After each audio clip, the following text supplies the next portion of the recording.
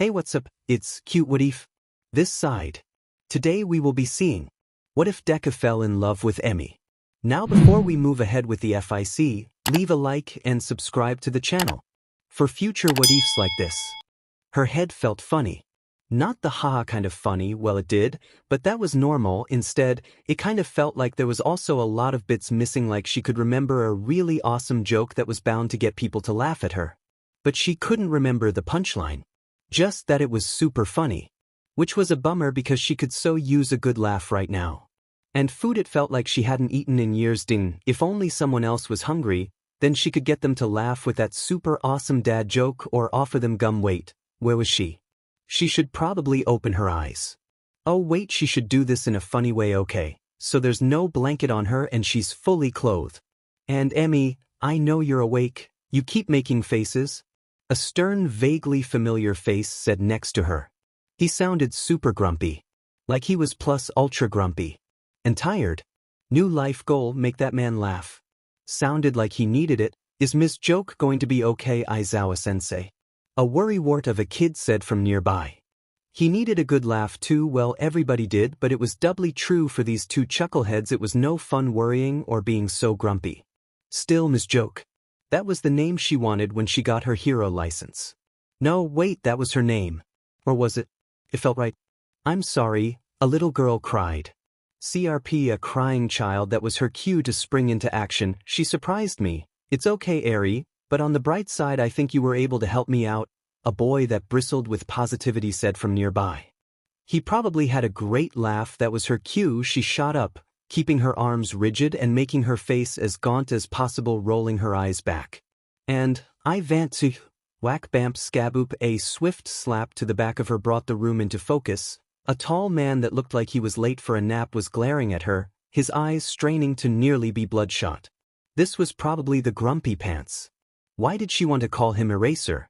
And other funny, not haha funny stuff about him. Like he liked hats. And hated to laugh. This is no time for jokes, Emmy, Eraser growled, shoulders relaxing. She was in a large spacious room with a really fancy TV. It was huge and had great definition. Wow, he must be rich. Next to him stood a muscly boy with green hair and freckles, and next to him was a tall muscly boy with blonde hair. He kind of looked like All Might except for the eyes. And sandwiched between them, grabbing onto Blondie's leg, was a little girl with white hair and a small horn. The two boys were wearing uniforms. But they weren't her classmates. At least she didn't recognize them. They needed a good laugh time to use her quirk. Nothing happened. Weird. She tried again. More nothing. Well, that was boring. Why isn't my quirk working? Stop trying to use your quirk. This is serious, Emmy. Eraser groaned, sitting down on the long couch that divided the room. Honestly, of all the days for you to show up, it just had to be now, didn't it? Can't you ever do anything normal for once in your life? Nope, she laughed, kicking herself off the couch and dusting off her skirt before giving them her usual victory pose. But who are you guys? And where am I? Eraser groaned. Of course. Wait, how did Ms. Joke lose her memories? But Mirio hasn't. The green-haired boy said, looking between her and Eraser. Memory loss. That sounded serious. Just imagine all the jokes she's forgotten. Well, I only went back about a year maybe. I can remember most of the stuff that happened, but there's stuff missing. Ms. Joke looks like she went back to my age, my new age.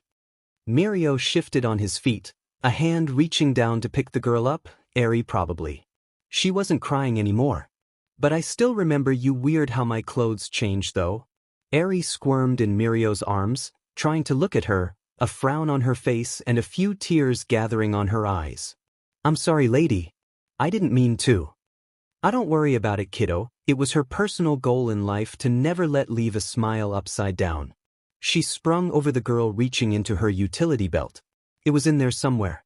But I got a question for you. The girl looked at her with scared red eyes. What is fast, loud and crunchy? I don't know. Eri asked. She was afraid. She could fix that. Nothing cured being afraid like laughter. Even if her quirk wasn't working, she could still make people laugh. A rocket chip cookie. With a flourish, she whipped out a wrapped cookie in the vague shape of a rocket. The green-haired boy snorted, Eraser groaned, Mirio chuckled, and Eri clapped her hands laughing and taking the cookie. See, I'm not so scary, and whatever you did to me I feel fine, better than ever. She jumped to show off, clicking her heels twice. See, all good, but something felt off. Why did it feel like she was missing an extra bit of bounce on her chest? Oh well, probably hormones, funny little things. So it doesn't matter what you did to me, I'm sure I'm not forgetting anything important. Except your names and stuff, but I can relearn those. I'm Emi Fukkado, let's have lots of laughs, okay? Oh, I'm Izuku Midoriya, the green-haired boy bowed as he spoke. She kind of knew that. He looked like an Izuku. And something about a Deku. Mirio nodded, he was strong, she heard about him, kind of. Wasn't he supposed to be the next #1 hero? As if All Might was still in his prime, he just looked the same was all. I'm Mirio Togata. He held Eri up a bit higher as she munched on the cookie. And this is Eri. Nice to meet both of you. What class are you in? I'm in Medicine Girl's homeroom, but I have Crimson Prowler for Hero Studies. She froze, looking back to see Mr. Grumpy Pants looming over her like a scarecrow. Is he your sensei? Joke? Eraser groaned, he did that a lot. Do you really not know who I am? I know that I call you Eraser. Why should I know more than that? She snapped her fingers. Wait, let me guess, I came in here and surprised you guys while Eri was trying to use her quirk, which makes people a little bit younger, and for some reason, I lost my memories. Is that right? No wonder my boobs feel small, I'm missing out on a year of growth, the boys blushed. Right, probably shouldn't have said that out loud. That's about what happened. But you're missing one important detail, Emmy. Eraser ran his hand through his hair and let out a long groan. You didn't go back 1 year. You went back closer to 13. She laughed, long and strong, grabbing at her stomach and placing a hand on Izuku's shoulder to keep herself up. The kid was sturdier than he looked. Woo, that's a good one. I didn't think you had it in you to make a joke like that, Eraser. I always did love that quick wit of yours. Emmy? Izuku said softly, his smile was gone. He's not lying, you're actually the teacher Ketsubutsu Academy. You're known as the joke hero, and you used to work with Aizawa-sensei before that. I think you were 28 years old. Wow, she stood, hands on her hips, laughing a bit. Either you're my biggest fan, a stalker, or you know a lot about heroes. Izuku blushed. Oh, teasing him was fun, but really there's no way that I'm a decade back in the past. Wait, that's not how it works, huh? How does this work? Is it like time travel? Did I just time travel? That's pretty neat actually. But whatever, point is that there is, Emmy, look. Eraser pulled out some kind of a small screen. It was really fancy and looked super expensive. On it was a picture of a woman with green hair. This is your public hero bio from some magazine interview you did. You were 28 years old, and she pulled the screen out from his hand. How did it work? Was there a button? Or was it plugged in somewhere? Where were the red, white, and yellow cords? Was it like a super advanced Game Boy? Also, what was with the screen? Did he just carry it around with her in it? She touched the screen and it moved when she moved her finger. Well, that was neat. Whoa, hey, that's me. Well, maybe me. Whoa, I'm a total babe, you dirty old man, she gasped, taking a step back away from Eraser. Don't tell me you had a crush on me. Is that why I'm on here? Wait, were we dating? 'Cause you're so not my type. Eraser shuddered at that and tried to swipe the screen away from her. And succeeded. She was mostly done with it anyways. Not like she knew how the thing worked. Would you quit joking around? Nope, she laughed, spinning around and giving him a victory symbol. That is literally impossible, but hey, can I get one of those things? They look super neat and high-tech. Are they expensive? I promise not to break it. What it is anyway? Miss Joke, I mean Emmy, that's a cell phone, Izuku said helpfully. She liked him. He was going to be her sidekick, something with green hair.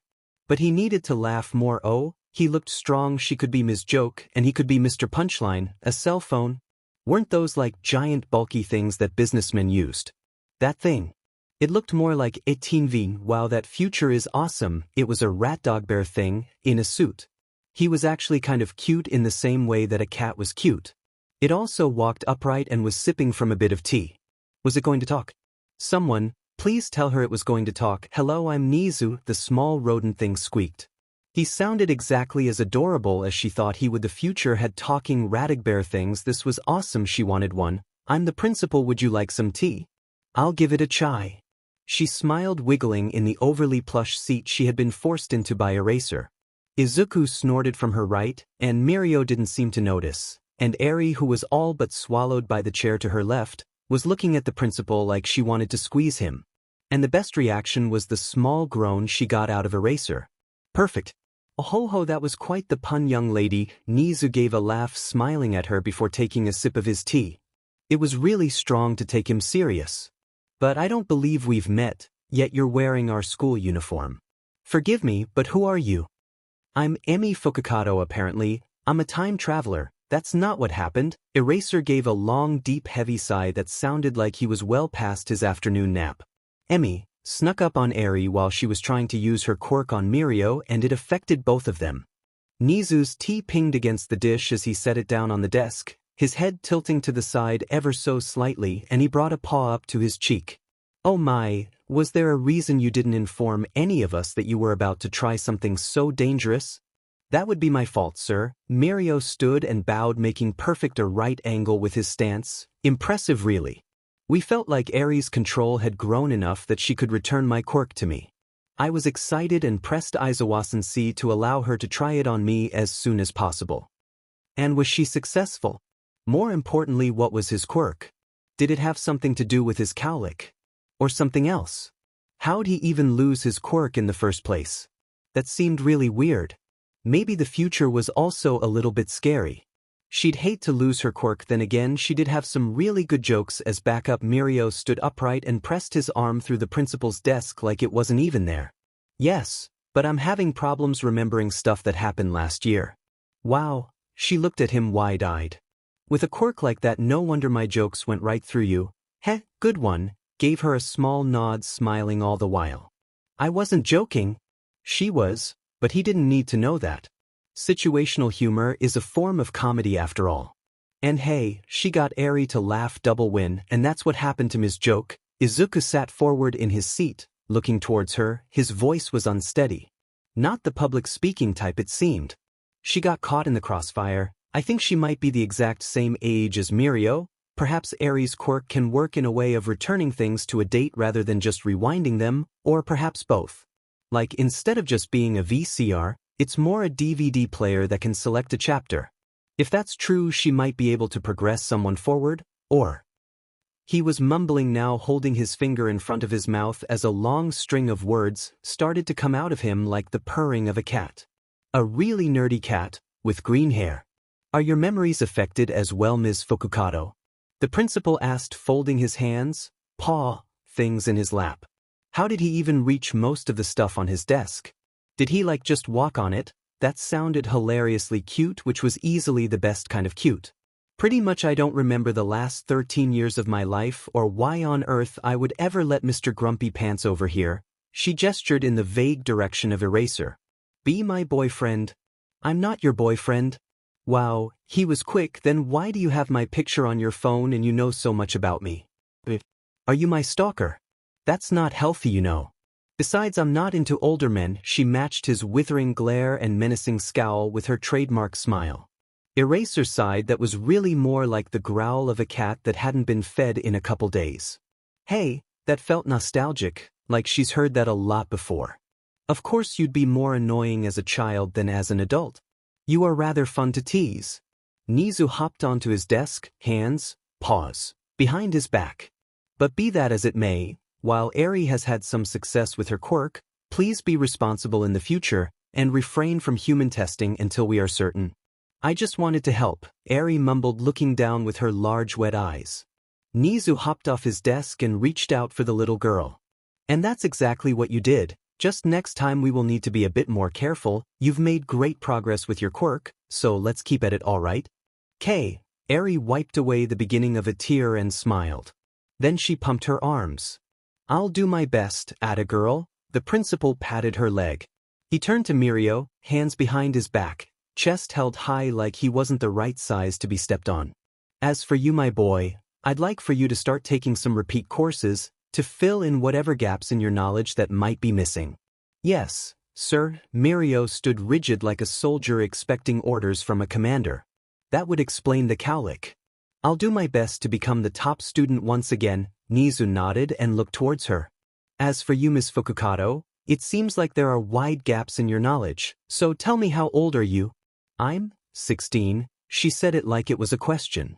16 felt right. Or at least it didn't feel wrong. But neither did 17. 15 felt really wrong. Let's go with 16, that would make you Izuku's age, and place you as a first-year student. Nizu paced back and forth, his ears barely making it up to her knees. She wanted one. And our course material has changed a great deal in the past 15 years. Would you like to enroll as a first-year student until we figure out a way to reverse this? I still want to be a hero. Besides, I was already a first-year student here, so it'll be like nothing changed. Aside from the fact that she didn't have any of her friends, and she'd have to find a new place to live, chances are her lease was up. But hey, it'll be just like that time she moved her to attend UA, so it was no big deal. That's what I like to hear. Now then, I'd like to put you in Class 1A. The year is almost half over, but I have confidence that you will be able to catch up and become a hero once again. Eraser groaned from behind her. You're really going to put her in my class? Oh, that sounded like a lot of fun. She was going to make him laugh. Nizu perked up, smiling at Eraser. Of course, you have a great deal of insight into her ability and style given your history together. History. So we were dating. She spun in her chair, leaning onto the back of it. How we must have broken up, but you still love me. That's why you keep a photo of. No, we have never dated. We never will date. We used to work in the same area. That was all. He was glaring and she could see his temple twitching.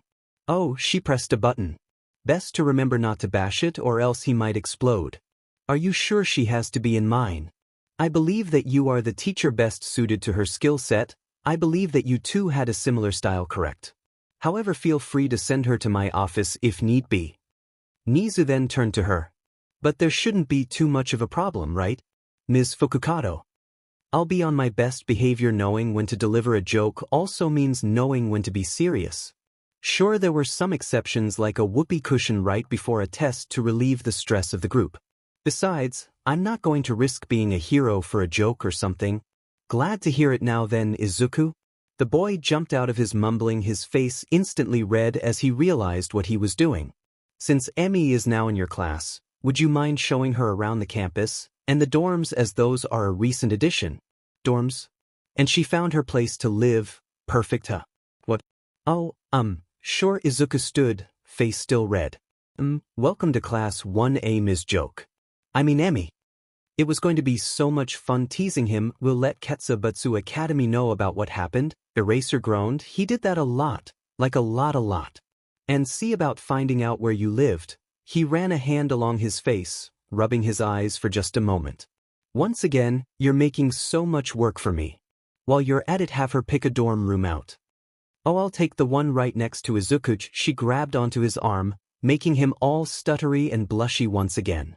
Also, holy see, it felt like she was Yojimbra a rock. How much muscle did this boy have? That way if I have any questions I can just ask him. What? But those are taken. Izuku flailed his free arm wildly about. Do what you want, just make sure the room is free. He sighed and looked at her. We have class tomorrow, so make certain that you aren't late. She gave a mock salute and pulled Izuku out the door. I'll be on time. See you tomorrow, Eraser-sensei. Hey, I'm hungry. Let's go grab something to eat. Just keep me away from the dairy. I have a mild addiction to cheddar cheese. Miss Joke? Emmy pulled on his arm for the 7th time that hour. It was by far the most a girl had touched him outside of a fight, and he had actually lost track of the number of jokes she had told. But judging by how much his cheeks hurt, it was safe to say way too many. It was amazing how she managed to smile so much, but she had been known as the smile hero for a reason. He just thought it was her quirk. But it could be a thing where her quirk made her happy. It seemed probable. But hey, she pulled him again, giving him a great big smile. The bright jade of her pupil and verdant irises were filled with joy and mischief, like a forest filled with fairies. You're doing that mumble thing again. You do that a lot. Is it your quirk or something? It's kind of cute. Cute. A girl called him cute. A cute girl called him cute. What was he supposed to do? What was he supposed to say? Why wasn't be able to say anything? Or even respond, it's not, but I strong. Emmy laughed, a wonderful sound with no hint of embarrassment on her face. Her seafoam green hair seemed to float for a moment, before she looked away, resuming her march towards the food court. Man, you're so fun to tease. I was joking. About what? Was this why Aizawa-sensei never took her serious? He wasn't able to voice that question before Emmy started talking again. Now come on, I wasn't joking about being actually hungry. The food's free for students, right? Especially since we're like supposed to live here, right? Oh, he squeaked into a stammer. Almost a full year of talking to a bunch of girls on a daily basis, and a few months of literally living next to them, and he was still nervous. It didn't help that she kept touching him. Not that it was bad. It was just more than what he was used to. Well, everything was more than he was used to. We have food vouchers, but you don't have yours, so I can cover it. Awesome. More of her smile. It wasn't like All Might's smile that told the world that it would be all right. It was far too mischievous for that. Like she was telling the world to buckle up. It's going to be a wild ride. Still, it was wonderful in its own way. It's a date. He watched her mouth make that noise, but his brain was having problems understanding exactly what she was saying. The arm grabbing, the smiles, the eye contact, all added to the mystery. The words hit him one at a time, waiting to be added together in his mind. Then it hit him. A date, he said a lot louder than he wanted to. What was he supposed to say? He didn't even know Emmy that well. On top of that, there was a chance her age might be reversed. But that was the point of the date, to get to know the person right. But this was too sudden. What was he supposed to say? All that came out of his mouth was a garbled mixture of noises. Wah! Emmy slapped her knee as she released his arm. Oh man, I was right. You're going to be fun to tease. She gave a few quick chuckles and stood patting him in the back once. Sorry about that, Izuku, but you shouldn't take a lot of what I say seriously. She placed one hand in front of her mouth, begging at him with a bit of mirth. Then she winked. No strong feelings, right? Yeah, sure. He really should have known. But, lay off of those kinds of jokes. I'm sure there's plenty of other ways for you to be funny. Of course, she pressed her thumb into her chest, hand on her hip, shoulders back. My hero name is going to be Ms. Joke after all. Her stomach growled, and her posture went slack. No, but really, food please. XXXX, do you know why eggs don't tell jokes? Emmy giggled in her seat, fork twirling up a massive globe of spaghetti that dripped with the thick red tomato sauce. By some miracle, she had taken 2 such bites without a mark on her face. Her smile grew and she wiggled her eyebrows at him. Because they can't talk. He half shrugged into his lame answer, poking at his own meal that was mostly chicken and other proteins. Boy, Emmy laughed, giving him a set of finger guns, allowing her fork to sit in the pile of pasta like a naked flagpole. She caught it before it fell. Good one, you got quick responses, Izuku. I like that. She shoved the mass of pasta into her mouth. Eyes still filled with mirth. No doubt she was already thinking up her next joke. So, why don't eggs tell jokes? He asked before taking a bite. She tilted her head to the side like she had forgotten. Her smile twitched the slightest amount on the right side. Oh right, eggs don't tell jokes because they'd crack each other up. Something dropped in the kitchen, and he could see the pro-hero lunch rush giving her a thumbs up. He snorted, nearly joking on his food. Eating with Emmy around was hazardous. But why were all of her awful jokes so funny? You're not using your quirk on me, are you? She snorted, leveling a fork that looked like it had come right out of the dishwasher at him, verdant eyes narrowing. First of all, how dare you? Second of all, you'd know if I was using my quirk. It's kind of like laughing without finding anything funny. And it stops as soon as I stop making you laugh. She laughed, twirling up more pasta. But if I do tell a joke that you found even a little bit funny, then you get real laughter, kind of like how when you start laughing, and you keep laughing because you're laughing. So telling jokes makes your quirk more effective. Awesome, right? She stuck her chest out, beaming with pride. I have the best quirk in the world. No need for you to be green with envy. With her eyebrows wiggling, she pointed at his hair. Though I have to admit, it is a good color for you, but what's your quirk? Is it mumbling? No, it's nothing like that. It was always difficult to explain his quirk and not have people connect it to All Might. It basically makes me super strong, but I have to be careful or else I'll injure myself. Whoa, I knew you packed a punch, but super strength. Is it like the hero All Might? Is he still around? Emmy asked. Well, he's retired now, but he's also a teacher here at UA. He actually covers our hero course? Her eyes lit up. Wow, now I'm actually excited for class tomorrow. Now quit stuffing your pie hole. I want to see all the other crazy stuff this place has gotten in 15 years. And claim my room, XXXX, and this is the common room. He held the door open for her, revealing the interior of the common room. Momo stood next in front of the couch, her face red, and her hair was out of her normal ponytail. Next to her, still sitting on the couch, was Shoto. Weird how they hadn't run into anybody else yet, but it was still the middle of the day and Sunday. Everybody else was probably still out doing Sunday stuff. Emmy popped into the room and looked around it wide-eyed. We get all this as living space. Awesome, Momo gasped, placing a hand over her heart and walking towards them. Izuku, it's just you. I was just talking to Shoto about never mind that. Who are you showing around? Oh right, Izuku pointed towards Emmy. Momo, this is Emi Fukkado. She'll be joining our class starting tomorrow. Emmy, this is Momo, our class vice president. Momo gave a small bow and extended her hand in that regal way she often did. Allow me to be among the first to welcome you to our class. If you need help unpacking, Shoto and myself would be happy to assist you. I would. Shoto asked from the couch, looking more than a little bit disheveled. Yes, Momo pouted in his general direction, pushing a bit of her long black hair behind her. It's the least we could do for our new classmate. Oh, don't worry about that. I don't have anything to unpack anyways. Me being here is kind of a surprise anyway. Emmy laughed, taking Momo's hand. There was a buzzing sound and Momo jolted backward. What was that? Your quirk. Blah. Emmy held up her hand, showing off the small hand buzzer that she pressed with her thumb. Where did she even get that? Not even close, just a friendly hello, no strong feelings, right? She offered her other hand out towards Momo. Momo looked at it for a few seconds before she reached out and pulled the fake hand out of Emmy's sleeve. No, really, where was she getting the stuff? Yes, well, it's a pleasure to meet you, Emmy, but why are you joining out class now? Would you believe me if I said I'm a time travel from the past? I'm afraid not, Momo admitted, dropping the fake hand to the ground in mild disgust. But still, welcome to the A1 dorms. If you need anything, feel free to ask me. She's actually kind of telling the truth, Izuku interjected. Emmy turned to him, still smiling. Great. Now he was laughing nervously. Because of an accident with a quirk, Emmy's age was reduced and she lost a lot of her memories. So until we find a way to reverse it, she'll be in our class. The principal never said if they should keep it a secret or not. Momo blinked. Now that you mention it, I have heard the name Emi Fukkado before. She snapped her fingers, tapping her cheek.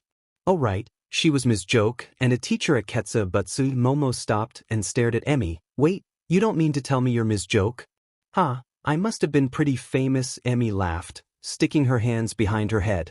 I see, so now you're this age with nothing from your former life? Momo asked, holding onto her chin, looking at the ground. There was a familiar glint in her eyes, one he hadn't seen in a while. Nothing but the clothes on my back and the gadgets in my pockets? Emmy reached into her pocket and pulled out a piece of gum. Oh, and this gum, want a piece? That means that you'll be needing clothes and school materials. Momo ignored the gum, a smile forming on her face. Which means shopping. She grabbed Emmy's hand, with both of hers, ignoring the buzzer going off.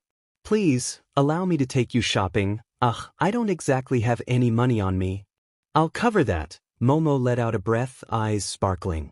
I can't just allow my fellow classmate to live in just a single uniform. Now please allow me to help you. Sure, why not? Emmy gave a nervous laugh, looking towards him, with a hint of worry in her eyes. He could only shrug. We still need to pick a room out for her. Oh, don't worry, she can have the one next to mine. 5th floor. I'll leave you and Shoto to clean it up. Momo didn't wait for anybody to respond before she dragged Emmy out the door, already dialing in a number on her phone. Mina. Yeah, it's me. Gather everybody and meet me at the train station. We have a shopping emergency. Shoto stood next to him, looking mildly miffed. There was a mark on his neck, a bruise from training probably. I often forget how passionate Momo can get over shopping. The seating chart had eaten up nearly 3 hours of his life now. There was just no good place for Joke to sit, where she could learn, and not distract the entire class because he knows how she works and there was no way that woman was not going to be sitting there laughing at some word he said 5 minutes ago, and pretty soon the whole class was going to be laughing at him simply because he said the word duty. He let out a long groan, sinking into his chair and tapping his pencil against his head.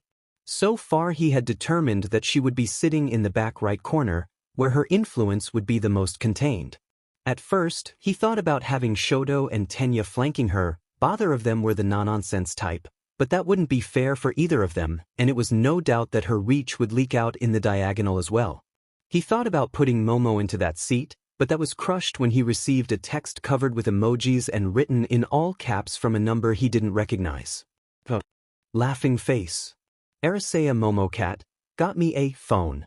And this sweet seed check it, followed by a picture of Joke, Momo, and several other of his female students posing for a picture with Joke in the center wearing a red hat that said, "Get smoked" in yellow letters. The infection has already begun. That lead to putting all the troublemakers in one corner. It wouldn't stay in the corner. And many of them were still on their way to being excellent heroes. Maybe I should just make her sit in the hallway. And leave the door open. It was all her fault, to begin with. Why on earth did she even show up unannounced? Even if he did allow Eri to use her quirk on Mirio without letting others know, it was no reason to punish him with having to deal with Joke as a teenager. He barely survived her as an adult. Her being an outstanding hero that had actually ranked higher than him before she became a teacher notwithstanding. A knock came from his door, followed by the slow opening as the blonde-haired, sunken face of Toshinori peered into his room. "Yo, Shota, I understand we have a new student?" The door opened further to reveal a tray of freshly brewed tea. "I also brought tea. Some of the students were worried about your mumbling." After years of knowing him, it was still odd that the hero famed as All Might had a hobby of brewing tea and preparing bento boxes like a housewife. The tea looked good, and his mouth was dry. "Sure, come on in. Maybe you can help me figure out where to sit her so she won't disrupt the whole class." "Oh, so you do know her?" Some of the students were mumbling about Ms. Joke. "Is it one of her relatives?" He placed the tray down and sat down, groaning a bit like an old man. Joke didn't have any relatives, which was why for the longest time he was her emergency contact. Thankfully that never came to matter. That is Emmy. She got turned into a teenager because of Eri's quirk, and now the principal has decided to put her in my class. No doubt as punishment. Oh my. Toshinori took a sip of his tea. "Aside from her being a student once again, what's the problem? I thought that you and Emmy had a good relationship." Why did everybody have to use that word? Relationship, they just worked near each other and both of their quirks were great at takedowns. They never dated, they were barely friends. Joke just had a terrible sense of humor. Took a week to explain to his mother that the rumors weren't true. "That's exactly why I'm so worried about this. I know Joke. There's no doubt in my mind that she's going to drive me crazy. She's probably going to make everybody around her fail with her antics." He drummed his fingers along the teacup, relishing in its warmth. His voice was low and even. He didn't want any of his frustration to slip past. "Not to mention I doubt that she'd even pay attention to a single word I have to say." "Sounds like you're worried about her." Toshinori smiled into his cup. "I believe the children would say that you're a tsundere." He ground his teeth, glaring at the steam that wafted from the tea, filling his room with a pleasant earthy aroma. This was why he liked cats. Not a tsundere. You didn't have to deal with her, you don't know what she's like." "Forgive me for saying this, but neither do you." He looked Toshinori in the eyes. He was looking more tired of late, but his heroic spark still shined, and he was forging it bit by bit into the spark of a mentor. Even if he could no longer be the pillar of peace and justice, he still strived to take them there. But that fact did not quell the burst of anger that had his hands shaking. "What do you mean?" This wasn't helpful. "Well, this isn't the Ms. Joke you know. This is her as a student, one that got recommended into this school, graduated, and became a wonderful pro-hero." All Might sat in front of him, his body once more like the #1 pro-hero. "She is no longer Ms. Joke. Rather, she is Emmy, our newest student, and she needs your guidance as much as any of the others." He coughed, returning back to his regular emaciated form. So give her the benefit of the doubt and see how she acts in class before you start fretting over such little things. He wasn't wrong. Running a hand through his hair once more, he slid back into his chair, tasting the earthy tea that Toshinori had made. It needed more sugar. A few more sips and a few more breaths, and he let the frustration slip. Toshinori was right. He was worried about Joke more than he would admit, and he didn't know who she was now. I still need to find a good seat for her, just in case. Oh, that's simple. He was all might again, giving a mighty thumbs up. Sit her next to young Midoriya. Why? It wasn't a bad idea. Izuku did well in class, rarely caused trouble unless Katsuki was involved, and would often get so absorbed in his own thoughts that he'd ignore Joke's jokes. Please tell me you're not trying to get them into a relationship?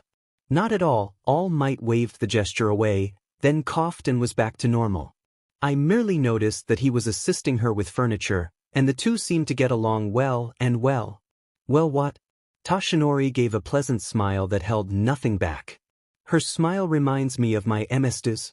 XXXX. She flopped onto her bed. It wasn't the softest thing she'd ever slept on, but it was definitely up there. That and her closet was ridiculously full. There was as many clothes as there were hangers. For once it was amazing she could go at least 2 weeks without having to do laundry, even more once she got her school uniforms. So far, the future was awesome. It probably helped that she made friends with someone that loved to shop and had a silly amount of spending money. Not that she was materialistic, but this was the most stuff she ever had. A loud fart ripped through her room and her butt vibrated. A burst of laugh escaped her and she fished around for her phone. Bah, I love this thing. She looked at it, opening and closing the shell. Right, she had no idea how to use this thing. Hey Izuku, how do I do the thing? She hopped from her bed, over to the desk that Izuku had helped her bring up, and the computer that he was setting up for her. Apparently all the students got a computer. The future was so amazing. How did you figure out how to change the ringtone to a fart, but you don't know how to answer a text? He blinked, staring at the phone. Never underestimate my ability to make something hilarious, even if I don't know what to do. It was an accident that she found it in the first place. Her chest touched Izuku's shoulder when she moved to give him access to the phone. Now, what button do I press to see the things? He instantly got all tense, and his face turned red. Yep, she made the right choice teasing this guy. The other guys either tried to flirt with her barf, or were just no fun, somewhere even just angry. Izuku swallowed, and moved a shaky hand towards the phone, being way too careful not to touch hers. Naturally she decided to let her thumb slip and brush against his hand. He almost jumped. Okay, he pointed at some of the buttons. So you just press this button to bring up the menu, then this one to select messages, and the most recent one should be on the top. It's from, someone call Ms. Martian. Oh, that's Mina. What's she saying? She leaned in, moving her face close enough that their cheeks could touch. Just press the middle button, Izuku half stammered, turning his oh so very red face away from hers. His eyes kept darting between her and the computer. She did that, and the screen changed. Hey, it worked. Let's see. Oh, she coughed, trying to suppress her smile. She backed away so that Izuku couldn't get a peek at her phone. Whoa, no way Izuku, did you know that Mina has a giant crush on you? What's he shot from the seat so fast it spun, eyes wide, face so much redder than before. She does? Wow, that's the kind of reaction I was hoping for. She fell back onto her bed laughing. It stopped being as funny when she saw Izuku's face. It wasn't really anger or sadness. But it also wasn't happy. I'm sorry Izuku, that was mean. She hopped back over to him. No strong feelings, right? Right? He gave a soft chuckle that was the kind she hated. The self-pity kind. There was nothing funny about that. I should have known better. Hey now, she elbowed him in the stomach. Don't be like that. You've got that whole super sweet buff muscle guy vibe going on, like you're an awesome dude. Dude, he gave a snort. Wow, I don't think I've heard anyone say dude in a while. That's 'cause people don't have my class, but really, I mean it. She poked him in the arm. Don't sell yourself short. There's probably a dozen girls in this school that would jump at the chance to date you. Then why not you? Somehow, despite the stammering, he managed to give her one of the best kinds of smiles. The joking kind. He squared his shoulders and stuck out his tongue. Have a taste of your own medicine? What? She kicked her legs, rolling on her bed. That's the spirit. Now you're getting the hang of it, but quicker next time. We can get a bit going and we can totally play off each other. I'll make you my Mr. Punchline. Yet, Mr. Punchline? Izuku's face scrunched up again, his face still red from his terrible in a good way joke. Oh, that's what our dough names are going to be, Ms. Joke and Mr. Punchline. You see, I use my quirk and awesome comedic skills. Then bam, you come in and punch them. It's an invincible combo. And she hopped up, flexing one arm in his direction, with extra eyebrow wiggles. Besides, it's not like you'd be doing all the heavy lifting. Izuku opened his mouth and closed it, blinking at her. Ah, don't tell me I've already left you speechless with my genius. I haven't even done my stand-up routine yet. It was still in the works. No, I was just thinking about something else. It's really amazing how you turned laughter into a weapon. He shifted on his feet and scratched at the back of his head. Anyways, I actually should get back to my dorm. It's almost curfew.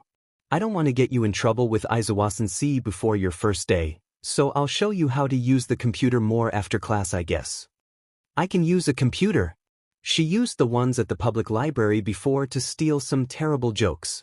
Phones are just new, and they don't have a mouse. I guess because they couldn't catch one. A well-deserved snort came from Izuku. Good night, Emmy. I'll see you tomorrow. Try not to dream about me. She flopped on her bed, so that she could watch him leave, her feet kicking at her pillow. His freckles really stood out when he blushed. He waved goodbye and closed the door behind him. And then she was bored. It was the first time since she appeared in the future that she was actually alone. She bolted for the door. Hey, wait! She rounded the corner and caught Izuku on his way down the stairs. She tossed her phone at him. That might not have been the best idea. They were probably expensive and fragile. Still, he caught it.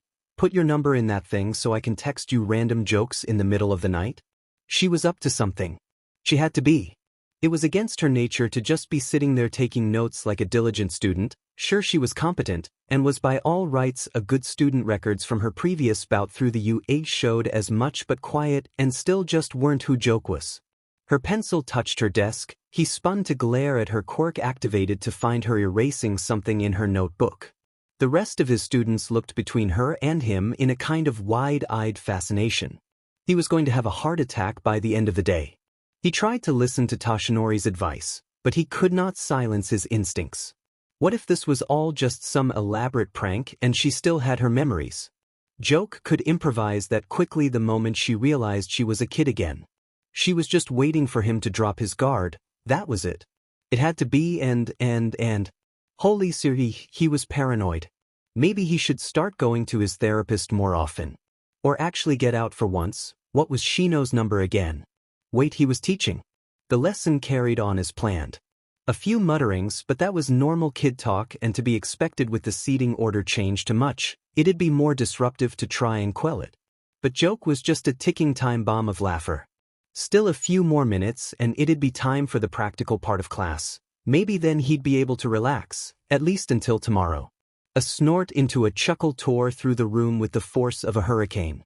He spun to glare at the source. He saw an Izuku with hands clasped over his mouth doing his best not to laugh, while Emmy continued to write in her notebook. From here it looked like legitimate notes, maybe a few doodles, but nothing out of the normal. Sorry, sir, Izuku mumbled, biting his lip and placing his hands into his lap. Great, now he felt guilty. That's it for lessons, now grab your suits. The magnetic locks came undone, and the students all but shot out of their seats scrambling for their suits. Despite everything they had gone through, they were still eager to become heroes. Or maybe they were just excited to get up and move. Today we'll be doing a different team exercise. Finally, Joke shouted, shooting from her seat and stretching. We finally get to do something I'm good at. She turned to him, all smiles. Yo, Eraser Sensei, do I have a suit or anything? His whole body tensed in the way that only she could make him. That razor's edge between dread and annoyance, sprinkled with respect. He took a breath. She was a student now, at least for the time being. He needed to treat her no differently than the rest. Sorry, but we don't have costume to fit you, so you will have to use the PE uniform. However, we did manage to recover some of your gadgets from your home if you'd like to take a look at those. There was a spark in her eye that he knew all too well. Her quirk made it easier to use certain gadgets, and when they worked together it seemed like every week she had some new and wacky gadget to demonstrate. After class, have Izuku show you to development studio? He scratched his head. Eri had shown no signs of being able to progress things forward, and her control of backwards was still limited. This really was a punishment for letting Mirio and Eri talk him into it. It was probably best he got used to seeing Emmy like this. Shame she was now part of a generation that was staring a dark age in the eyes. XXXX, whoa, your costume might make me so jealous my hair turned green. Emmy elbowed him in the side. As a class they stood in front of one of the action RA's. A dull brown building loomed in front of them. In addition to her PE uniform, Emmy had a gas mask hanging around her neck and her hair was held back by an orange bandana that clashed with her hair. Bwaha, wait, it's always green. A chuckle escaped him, more out of nervousness than anything else. Ugh, thanks Emmy, it's still a work in development, but I think the person that designed it stayed true to my original design. I like your face mask. She brought her fingers up to her cheeks and mimicked a smile. It kind of looks like a smile. Does it do anything special? Oh, that's what I was going for originally. But now it's just a mouth guard. What about yours? It felt like he'd seen that smile gesture somewhere else before.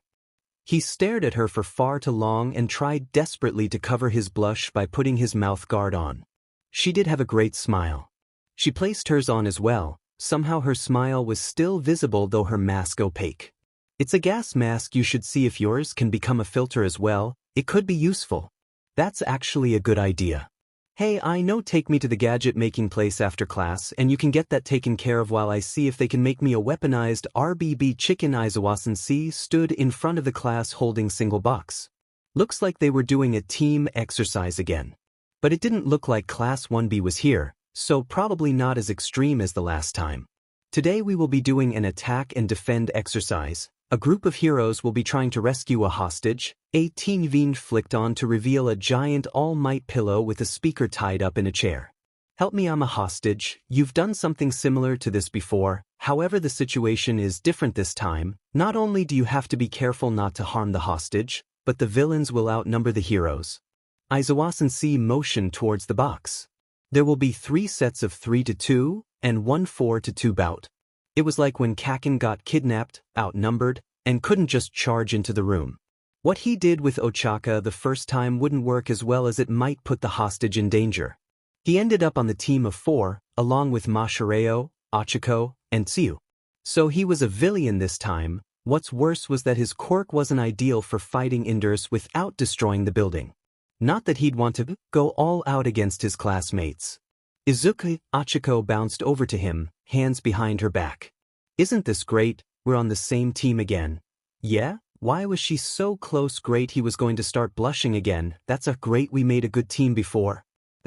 She muttered, taking a step back from him. Her face was red. Crud, did he say something stupid? Think, this was easy. Ochako was his friend, and the first girl that he ever texted. Yeah, I guess we do. But this time we have 2 more, so I'm sure we'll do great. In addition, the villains will be given 15 minutes to prepare the building before the heroes show up. Victory for the heroes involves leaving the building with the hostage and both team members. Victory for the villains is reaching the time limit or capturing both heroes. Aizawa continued. Now, would the first group please step into the building? That was his group. The building was as bland on the inside as it was on the outside, with many empty rooms to hide in that weren't near the windows. The all-might pillow on the 2nd floor in a room with 2 hallways and a staircase that lead into it. Multiple angles of attack. Should we split up, Kiro? Tsuyu asked, head tilting to the side. Mashareo shook his head. No, we have the numbers advantage. Besides, we don't know who we're up against. It could easily be a more combat-oriented pair that could disable us if alone. Right? Izuku nodded. But we still know who the hero groups were: Emmy and Momo, Kaken and Ijiro, Fumikage and Toru, Mizo and Mina. I think that I should scout out who it is and then come back here. With my shoot style, I should be able to make it back here before they can get me. So you'll be alone? Ochako asked from behind her helmet. Are you sure? He flexed. Don't worry, I'll be fine. Probably, at any rate. He waited down below. At the end of the hallway that looked directly towards the front door, a staircase upward was but a few short steps away, and angled as such that he could kick up it easily using full cowl. 10 minutes passed. Then 15. Then 20. At the 30-minute mark he finally peeked outside. There was no one out there, everybody else was in the observation room, so where were the heroes? They should be here. There was no rope or ladder on the front side of the building, and nobody outside of Toru was stealthy enough to slip past him. His teammates would have seen if anybody tried to go up the backside, so where on earth were they? 25 minutes. 30. The examen was half over and they hadn't even seen the enemy team. They had to be planning something. Knock, knock. Shattered glass accompanied Emmy's voice, followed by a shout, and several hisses from upstairs. Then came the laughter. The building to the side. Damn it, why didn't he think of that? He charged upstairs, only to see a thick pink cloud billowing down the stairs like a fog bank drifting in from the ocean, swallowing everything up in it. Gas? He gasped, covering his mouth as best he could. Heroes didn't use gas, it was a cheap trick, and maybe Emmy had a point about making his mouth guard into a filter. In addition to the laughter, the sound of fighting coming from upstairs. He could stay down here and guard the entrance, but that didn't mean they couldn't leave the way they came. With a deep breath he charged through the smoke, pushing away as much of it as he could with his full cowl. It wouldn't be enough to breath, but it might stop some of the gas from getting into his lungs unintentionally. Hey, I'm over here. A shadow popped up from the smoke once he reached the top floor. He punched it, but was greeted by nothing more than a balloon popping, releasing more that strang pink gas. Hey, I'm over here. Another shadow. Hey, I'm over here. Another shadow. It was Emmy's voice. Somehow here and Momo had done a complete reversal on them, turning their own base against them. Hey, I'm over here. He made his way to the room where the hostage was, and where his teammates were all laughing, barely able to stand on their own 2 feet. Izuku Mashireo giggled as he tried to force the words out. It's, haha, the gas hagaha. It's laughed. His tail went limp and his blonde-haired classmate fell to the ground clutching his sides. Laughing gas. Hey, I'm over here. Another shadow appeared. This one hit back, a well-placed blow to the stomach that knocked the air out of him, followed by a hand on his shoulder, as Emmy flipped over him with the grace of a circus actor. She winked at him, moments before a pie hit him in the face. He tried to keep his breath, but he felt like laughing. Her quirk-ass was all he managed to ask before bursting out into laughter, whipped cream still covering his face. You better enjoy that pie. She pushed him forward with a laugh. I made it just for you, Izuku. He fell to the ground, barely able to control his laughter. Emmy kneeled down in front of him, poking him in the nose. Oh, don't worry about the gas. It's mostly a harmless smoke dyed pink, with a bit of laughing gas that Momo made. She pulled down her own mask, and he felt a twinge of fear at the smile she wore. A few normal breaths will barely make you want to chuckle. But when my quirk makes you laugh and you start breathing in gallons of the stuff. She poked him again before standing up, hands behind her back. That's when I have you. He had the weirdest crush on her right now. You're pouting. I'm not pouting. You see, I'd totally believe you if you weren't actually pouting. She laughed, taking a few hops to jump in front of Izuku, matching his pace with ease. Sure, it was a dirty trick, but it was pretty funny too. It was a good thing she got paired up with Momo. Be honest, what's got you so upset? The fact that you got beat by a girl? Or the fact that you got outsmarted by a girl? It's not that, Emmy. Izuku leaned back, shaking his hands in front of him like they would protect him. They wouldn't. His cheeks were red and he had barely smiled since they got out of class. It just feels like something a villain would do. Oh, so that's how he saw it. She came to a dead stop, folding her arms in front of her. He barely stopped before running her over. Her right cheek pulled at her smile, turning it into a smirk, raising her eyebrow for just that extra level of effect. The effect was exactly what she was looking for. More blushing, awkward eye contact, and him backing down. And what's so wrong with thinking like a villain? I just used everything at my disposal to win. It's a lot better than thinking with your fists. Besides, there was no way that Momo and I could have beaten you in a fair fight. Her quirk is better for plans and mine is, well, mine's a cheap trick. It makes a disadvantage for my enemy that I need to exploit. She took another step forward, bouncing her chest against his, forcing him to step back. He was so easy to tease. But what about civilians? If there were any, Momo could have made an extra gas mask for any civilian, and the gas was only really effective if there was heavy breathing, and a little bit of laughter never hurt anybody. She spun around and slapped him on the back. That's your job, Mr. Punchline. Now come on, quit being a sour lemon and let's go to the development studio place. Besides, you're much cuter when you're smiling. And then came the blush. Was she a bad person? Probably.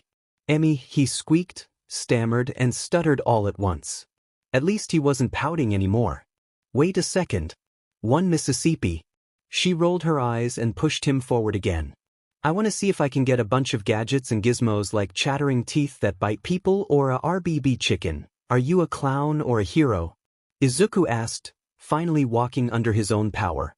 She shrugged, following him around a corner. The outside of the main U-aimed building was exposed to a grassy field and a few trees that were barren of their leaves, just another reminder that winter was here.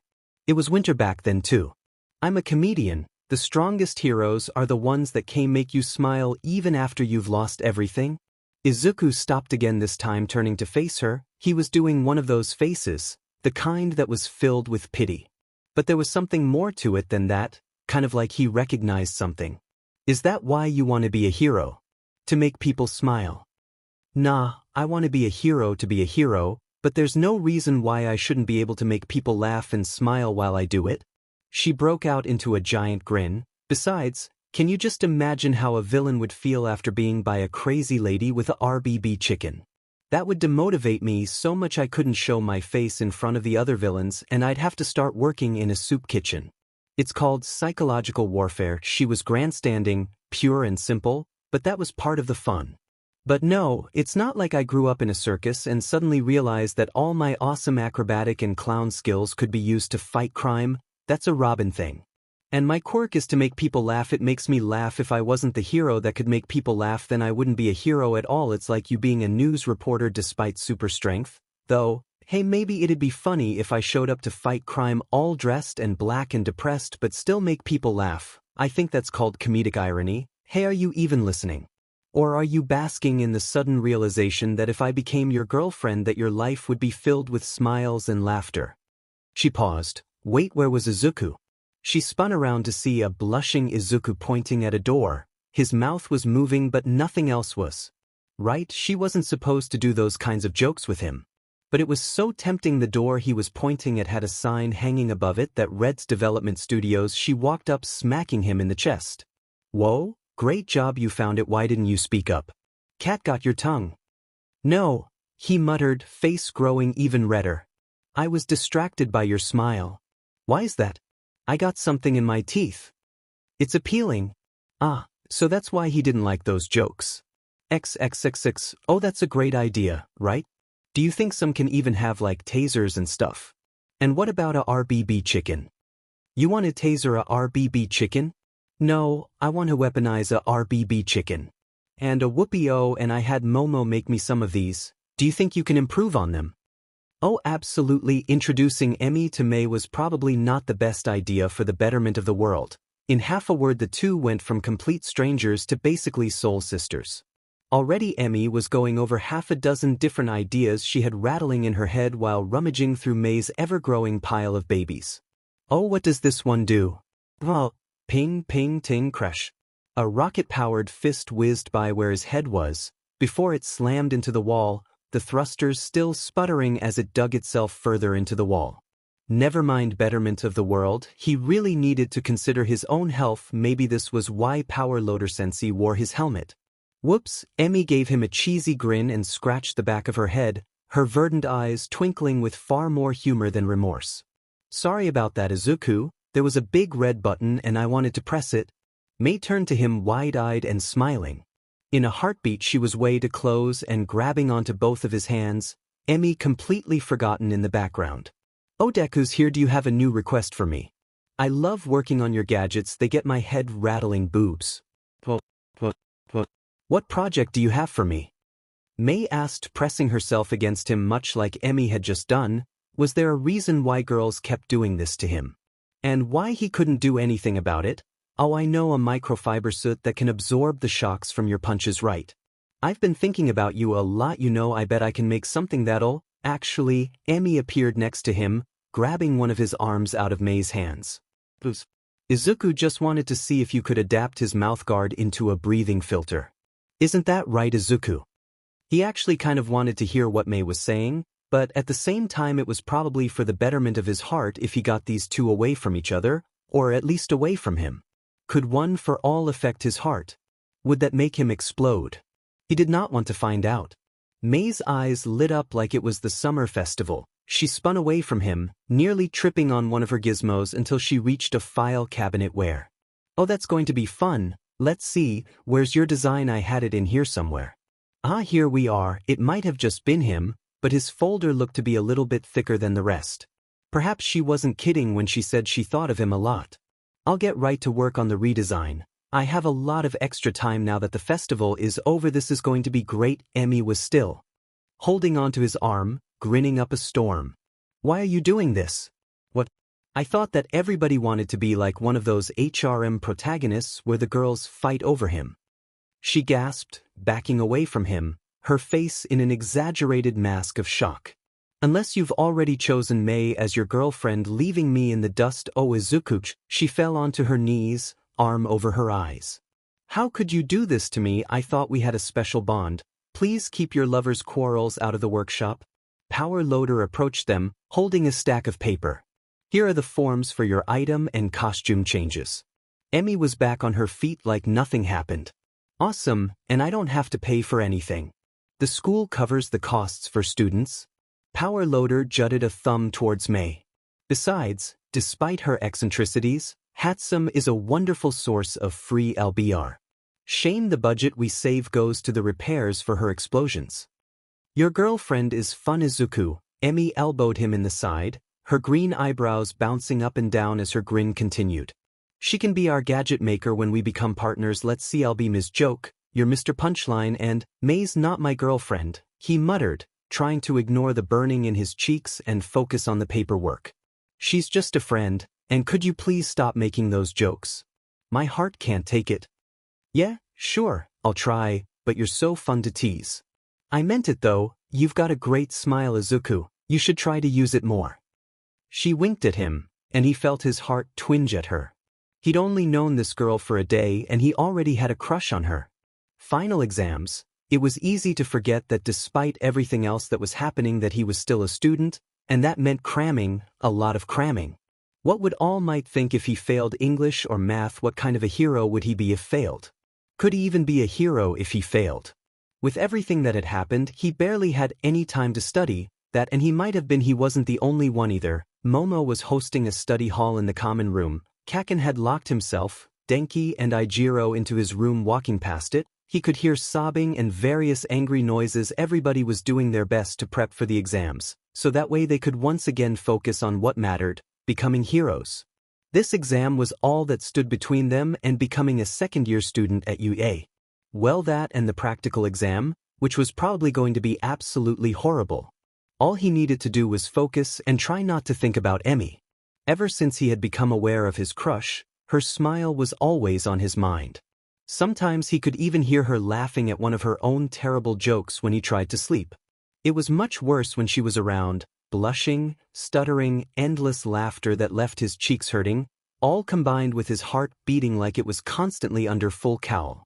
It had gotten so bad she was technically a grown woman that got affected by a quirk, and Eri was still trying to learn her quirk in hopes that she could return Emmy to the Ms. Joke that everybody knew. Why couldn't have a crush on someone normal like Achiko or Mei? No, definitely not Mei. And he really should be focusing on studying, not thinking about Emmy. It's not like she even liked him like that, she was just teasing him about it without any hesitation whatsoever. Maybe he should ask Aizawa and see what to do. No, that was probably a bad idea. He'd probably just glare at him. A rhythmic knock came from his door like someone was playing a xylophone on it. Why was she here? Did she know that he was thinking about her? What should he do? He needed to study, but it was Emmy. He couldn't just send her away. What if it was a love confession? No, he shouldn't get his hopes up. She probably just wanted to prank him or something. Besides, there was no way that she would like him like that. She liked guys like Aizawa, probably. Maybe he should ask Mino what kind of guy she liked. But that would just lead to teasing and her finding out about his crush, and that would mean Emmy would know and then he'd probably die from embarrassment. His door opened while he'd been sitting there freaking out. Emmy walked in, her hair was down free from her usual orange bandana, she was wearing her pajamas. A set of flannels that was covered in yellow smiley faces that rode her hips. A thin line of skin acted as a border for an orange tank top that was probably just a bit too small for her given how it hugged her chest and showed off a bit of cleavage. His mind redirected all available resources to burning that image into his long-term memory with as much clarity as he could muster. But then he saw what was wrong with the image. She wasn't smiling. Without a word, Emmy shut the door behind her and walked 3 steps before face planting into his bed, dropping the books and pencil she was carrying onto the floor. She let out a long, frustrated scream into his pillow and kicked her legs over and over. There were many things he didn't understand about girls, but this was probably a sign of frustration. Emmy. A single eye greeted him, the rest of her face blocked by his pillow. Is everything all right? They changed math, she kicked her feet again before pushing up, a tender pout on her face. Well, they didn't change it, but they changed the type. They taught I can do algebra and stuff just fine, but how the heck am I supposed to do calculus? That's like college stuff. Oh. But why come to my room? At night. Alone. Almost at curfew. In his room. Alone. Just him and her. Alone. She flung her head back and made a noise like she was about to spit. Because Momo's running the group through English and I'm good at that, same with science and history, that stuff hasn't changed. That and Ciro kept trying to flirt with me. Note, punch Ciro strong during training. I can't go to Eraser, and All Might was more confused than I was when I asked me. She got onto her knees, palms, and forehead against his carpet. Please Izuka, help me understand math. You're my only hope. Well, not really, but I'd rather be with you than anyone else, so please, I'm begging you. She'd rather be with him than anybody else. Great, his heart really was being affected by full cowl, but it was at 100% and ready to burst from his chest and give a Detroit smash to the first villain it found. Or Ciro. Oh, well, I was just about to start studying math, he lied, reaching into his back bag to pull out his math book, trying really strong not to stare at Emmy. How did she make simple pajamas look so appealing? Really? She sat up, a lopsided smile on her face that was fueled by her own soft laughter. Thanks a lot, Izuku, I owe you a lot. Well, at least I will if I pass. Oh hey, I know, as a reward, I'll let you take me out on a date. She leaned back, resting on her arms. I'd pay, but I'm perpetually broke. This was his chance. He could say yes, but what would that mean? What if she was just joking? Wait, she was always joking. She did the exact same thing with Aizawa. Ah, sorry, I forgot you don't like that, she laughed, running a hand through her hair and letting it fall. Bounce. But no, really, I'm serious. Help me understand this math stuff. I've been racking my head against it since class started, but I honestly have nothing. She showed off her notes, which, bearing the doodles in the margins, were some of the neatest he'd seen, neater even than Momo's, and made his look terrible. Well, what are you having problems with? She sobbed into a laugh. Everything XXXX triangles. Her head was heavy and it took far more strength than she cared to admit to keep it from crashing down into Izuku's desk. She should aim for his shoulder instead. That seemed like a much better pillow. Especially with his muscles. Mr. Punchline was swole. That was a word she learned from Mina, and one of her favorites, but it didn't beat dude. Dude was the best word. With one last pen slide, she slid the notebook over to an equally tired Izuku. Izuka blinked, looking once at her notebook, then back at the clock that said that she was here way past curfew, then back at her, then a quick glance at her cleavage for the 20th time that night, which was now slightly longer. Whoops, how did that happen? Must be some prankster pulling down her top a bit, then back at her notebook. Congratulations, Emmy, you found the derivative. I don't know how you found it, but you found it. I am the High Queen of unorthodox victories and long-winded explanations. I'd be ashamed if I could do it again. Her reward was Izuku giving a soft laugh. I'm going to throw my book at Eraser's funny-shaped head. I think you'll be able to pass the test though. He blinked, then looked her in the eyes. That was 72 points for her eyes since she started counting, 100 for her mouth. How do you know Aizawa-sensei has a funny-shaped head? She couldn't think of anything clever or witty to say, which meant it was time to be quiet. Huh, Yeah, like she could do that when Izuku was around. She did need to make sure she didn't say anything too stupid, desperate, clingy, or, what was the word, teasing. Sure, that one. She spun on her feet, twirling twice before landing onto Izuku's bed like someone threw a RBB chicken. I'm too tired to go to my bed, I'm sleeping here tonight. You can use my boobs as a pillow. MSTR of subtly she was not. Good thing Izuku thought she was joking about everything. Yep, totally good thing. Probably. Wasn't like he was her super hot best friend or anything. Wait, Izuku's response, she needed to see it. Blushing, stammering, and standing there like the adorable doofus that she bonded to like super glue since she got here. He was an interesting person and oh so fun. Emmy, he pointed a finger at her, his mouth moving but not making any sounds. I won't even deny the rumors that will come out when they see me leaving your room in the morning, that way everybody will think I'm your girlfriend. Doesn't that sound like fun? She wouldn't even deny it if he was the one to say that. Wait, she didn't say that out loud, did she? Nah, her mouth was closed, and Izuku wasn't on the ground foaming from his mouth. Emmy, yes, I'm Emmy. Oh, and I twitched, that was a new one. Izuku sighed, looking away from her and blushing, which was a victory, kind of.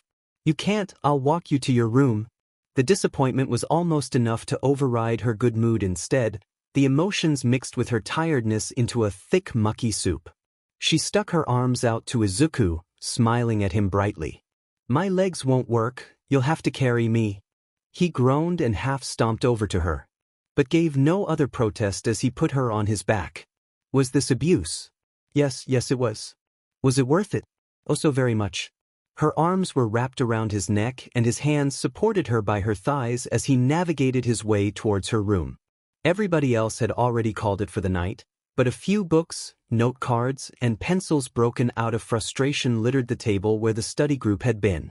Even as Izuku carried her up 4 entirely guilt-free flights of stairs up to her room, they didn't so much as run into a soul. That is until they reached her floor. Shoto. Izuku as he came up the final step. What are you doing here? Oh, it was Momo's boyfriend. Smiling, she peered out from Izuku's shoulder, waggling her eyebrows as aggressively as possible. She knew exactly what happened. Those two were so bad at keeping secrets. Shoto looked at Momo's closed door, then back at Izuku. The same as you, Momo was tired, so I returned her to her room. That was exactly why there were hickeys on his neck. Oh, that's nice of you. Izuku continued forward. Shoto just nodded and continued onward, barely making eye contact as he awkwardly walked forward. It was a good thing Izuku's pure-hearted and oblivious nature was as cute as it was funny. She pressed her chest into his back and he moved forward, like some kind of melons-operated robot. Onwards, Izuku, we're almost there. She was going to sleep so strong, and hopefully not dream about math. There were barely any good math jokes. Hey Izuku, tell me a math joke. He paused to open her door. Oh right, her room was still a mess. Clothes, gadgets, gizmos, and various GG toys littered her floor. It was far too late to feel any shame. At least her bed was made, mostly. Why are triangles so terrible? Because they're evil. She pushed her door shut behind her, for reasons. He snorted, sliding her off his back and onto her empty bed. He really should just stay with her. No, because they're not all right. Hee, good one. It was so strong to laugh and yawn at the same time. I'll turn you into a proper comedian in no time. Izuku, remember guys that can make a girl laugh are a lot cuter. Or maybe we just find cute guys funny, I don't know anymore. I'm too tired. Izuku shook his head, his hand reaching out for her, but he pulled away and looked towards the door. Good night, Emmy, I'll see you tomorrow. Technically it already was tomorrow. But she wasn't done with Izuku. Not by a long shot. Hey, wait a second. She didn't know why, but she activated her quirk, that bubbly feeling washing over as she heard Izuku's laughter. He had a great laugh and a fantastic smile. Emmy, he snorted, clutching at his sides, unable to move. Let me go. You're so tired you're laughing hysterically. I'm not doing anything. Despite herself, she giggled and stuck out her tongue. I guess you'll just have to share my bed tonight, but this time I'll use you as a pillow. He took a step towards her, clutching his stomach and mouth as he tried to hold back wave after wave of laughter. I'm serious, he gasped. Stop. Or what wiggled in the bed making room for him. His hand darted outward, twitching like a crab claw ready to pinch.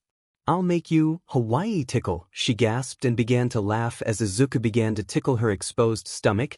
It was a side effect of her quirk, she was incredibly ticklish. "Bwah, you jerk, bwah, tickling me is cheating." Then his hand moved to her sides. "A weak spot, stop making me laugh." The laughter in the room stopped, overtaken by a splendid silence that was in many ways better than the sound of their laughter. It was the silence of their first embrace, so sweet and wonderful. She didn't know if it was her that kissed him, or if he finally got a hint and kissed her, might even be some middle ground. But it really didn't matter too much, the embrace was what mattered. It lasted only for a heartbeat before she fell back onto her bed, her every breath was a laugh. Izuku stood frozen, staring wide-eyed at her. "Thanks for everything, Izuku," she gave him the smallest push backward. "I'll see you tomorrow." He straightened himself out, turning towards the door, his entire face a bright red that didn't match his hair at all. "Yeah, Allah, tomorrow." "Yeah, Emmy." They could deal with the fallout tomorrow. Tonight she just wanted to let the joy of that embrace carry her off to dreamland. There was a very good chance that he failed that test. Already he could think of a dozen questions that he would have answered differently, and a dozen more he knew he got wrong. His every thought was slow and being pulled away from whatever he was trying to do. Focusing was like trying to swim upstream as a waterfall tried to consume him. A waterfall called Emmy. She smiled at him this morning like she did every morning since she got here, walked alongside him, making him laugh with one stupid joke after another on their way to class. Just like everything was perfectly normal between them. She must have forgotten or thought it was just a dream. Or maybe she was just pretending that the whole thing didn't happen. Was that a good thing? In a way, yes, in others, no. Sleep eluded him all night as he did little more but think about that embrace, about how soft her lips were, how nice it felt. And how he took advantage of her. After carrying her to her room, and listening to her mumble about random things and falling asleep a few times to her room, he kissed her. She was tired, not in her right mind, half asleep, vulnerable, and he let his stupid crush get the better of him and he took advantage of her. It was a breach of her trust and friendship. It was all he could think about. It hurt to even look at Emmy. She needed to know, honesty would be the best way to overcome this. But how was he supposed to do that? He couldn't even tell a girl that he liked her. He was so hopeless, and God, why was this so? Emmy bounced up after him, a giant smile on her face as she grabbed onto his arm. She wasted no time in pulling him down the hallway. "How'd you do on the test? Are you feeling okay?" She leaned in her smile, turning narrow and dangerous, her eyebrows waggling their way up into her bandana. "I didn't keep you up till late, did I?" Yes, he spent all night flipping in his bed trying to process what the hell had happened. She was so close, why was she holding his arm like that? His eyes fell to her lips as they twitched into an even wider smile. How would she react if she found out that he kissed her last night? She'd probably hate him. What was he supposed to do? Didn't sleep well last night," he mumbled, trying strong not to look at her. It just reminded him of his betrayal of her trust. And a reminder that he actually liked the embrace. But that just made things worse. It was such a villainous thing. It was disgusting. Oh, he could hear the concern in her voice and already pictured the sparkle in her eyes as she came up with some idea. Probably one that wouldn't help with his crush and make him feel even more guilty. She pulled his arm again, forcing eye contact. "Hey, I know, let's get something to eat." Her eyes scanned the hallway and she drew close enough that her breath sent a shiver down his spine. "Then once you get that we can go back to the dorm and you can take a nap on my lap." What? That was something that couples did, wasn't it? Why would she want to do that? Well, the thing is, I can't. I think that we should, that is. She let go of his arm and he found his feet glued to the ground as her inverted green eyes bore into him with the same ferocity she had whenever she fought. "You're afraid of something, aren't you?" She pressed her finger against his chest, quickly finding his back against the wall. He was cornered, trapped, no escape. His classmates either too lost in thought to notice him or doing their best to ignore him, abandoning him to whatever fate Emmy had planned for him. Is it me?" Her scowl cracked into a smile, Or perhaps you're afraid I'll find out about something you did? She knew she had to know she wasn't mad yet, so that was good, but what if this was just some massive prank and he was about to get publicly humiliated in the worst possible way? But I suppose the question is, she fixed his tie, pulling it just a hair too tight and leaning up to meet him easily. He had no place else to look but her face, and there was no place there that was safe. She had appealing eyes, rosy cheeks, a appealing smile, and a cute nose. What on earth could Izuku Midoriya do that would make him afraid of little ol' me? He swallowed, only to find his heart beating in his throat.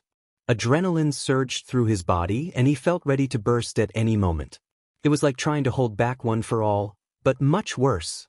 Her hand pressed against his chest like an unmovable weight on both his mind and body. Well, Izuku, have anything you want to admit? Yes, the word burst from his mouth, propelled by a virulent mixture of courage, guilt, fear, and fondness. He closed his eyes, letting everything follow that burst.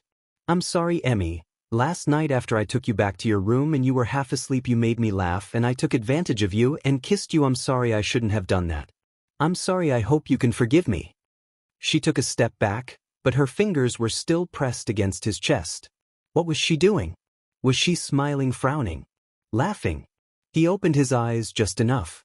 She wasn't smiling, her hand dropped from his chest and his heart along with it. Oh, so you're feeling guilty that you kissed me last night while I was sleepy? He nodded, flinching under his gaze and pushing back against the wall. I'm sorry. Well, then, a smile was woven into her voice as though it was sung. And he felt the fear lift just long enough to look at her. She was smiling. It was a wry teasing that made his spine tingle. She wasn't mad. Far from it, she seemed almost happy. Your punishment for it will be taking me out on a date Saturday. What? His brain must be broken, or his ears, or both. A date? She laughed, twirling in place. Yep, you have to plan it. Oh, and pay for it 'cause I'm still broke, so plan something cheap. But make sure there's good food and lots of fun. I'm excited now. A date? He asked, once more, eyes wide as he stared at her. She looked so happy and pleased with herself. Did she want to date him? You want to date me? Yep, it sounds like fun. Can you just imagine how awesome having me as your girlfriend would be? Your life would be filled with constant laughter. She laughed, placing her hands on her hips and sticking out her chest. I'm actually a little jealous, but you're plenty of fun too, Izuku. This isn't a joke, right? He stepped towards her. The fact that they were talking about this in the middle of a hallway was not lost to him. But he needed to know. It seemed like such a cruel joke. She nodded, eyes closed and her mouth open. No joke. I want to date you. What do you say we got a date? Yes, he shouted, his cheeks burning and his skin felt like it was being tickled by 1,000 needles. He had so much planned to do. What was he supposed to do on a date? Did he have someone to talk to? What was he supposed to do?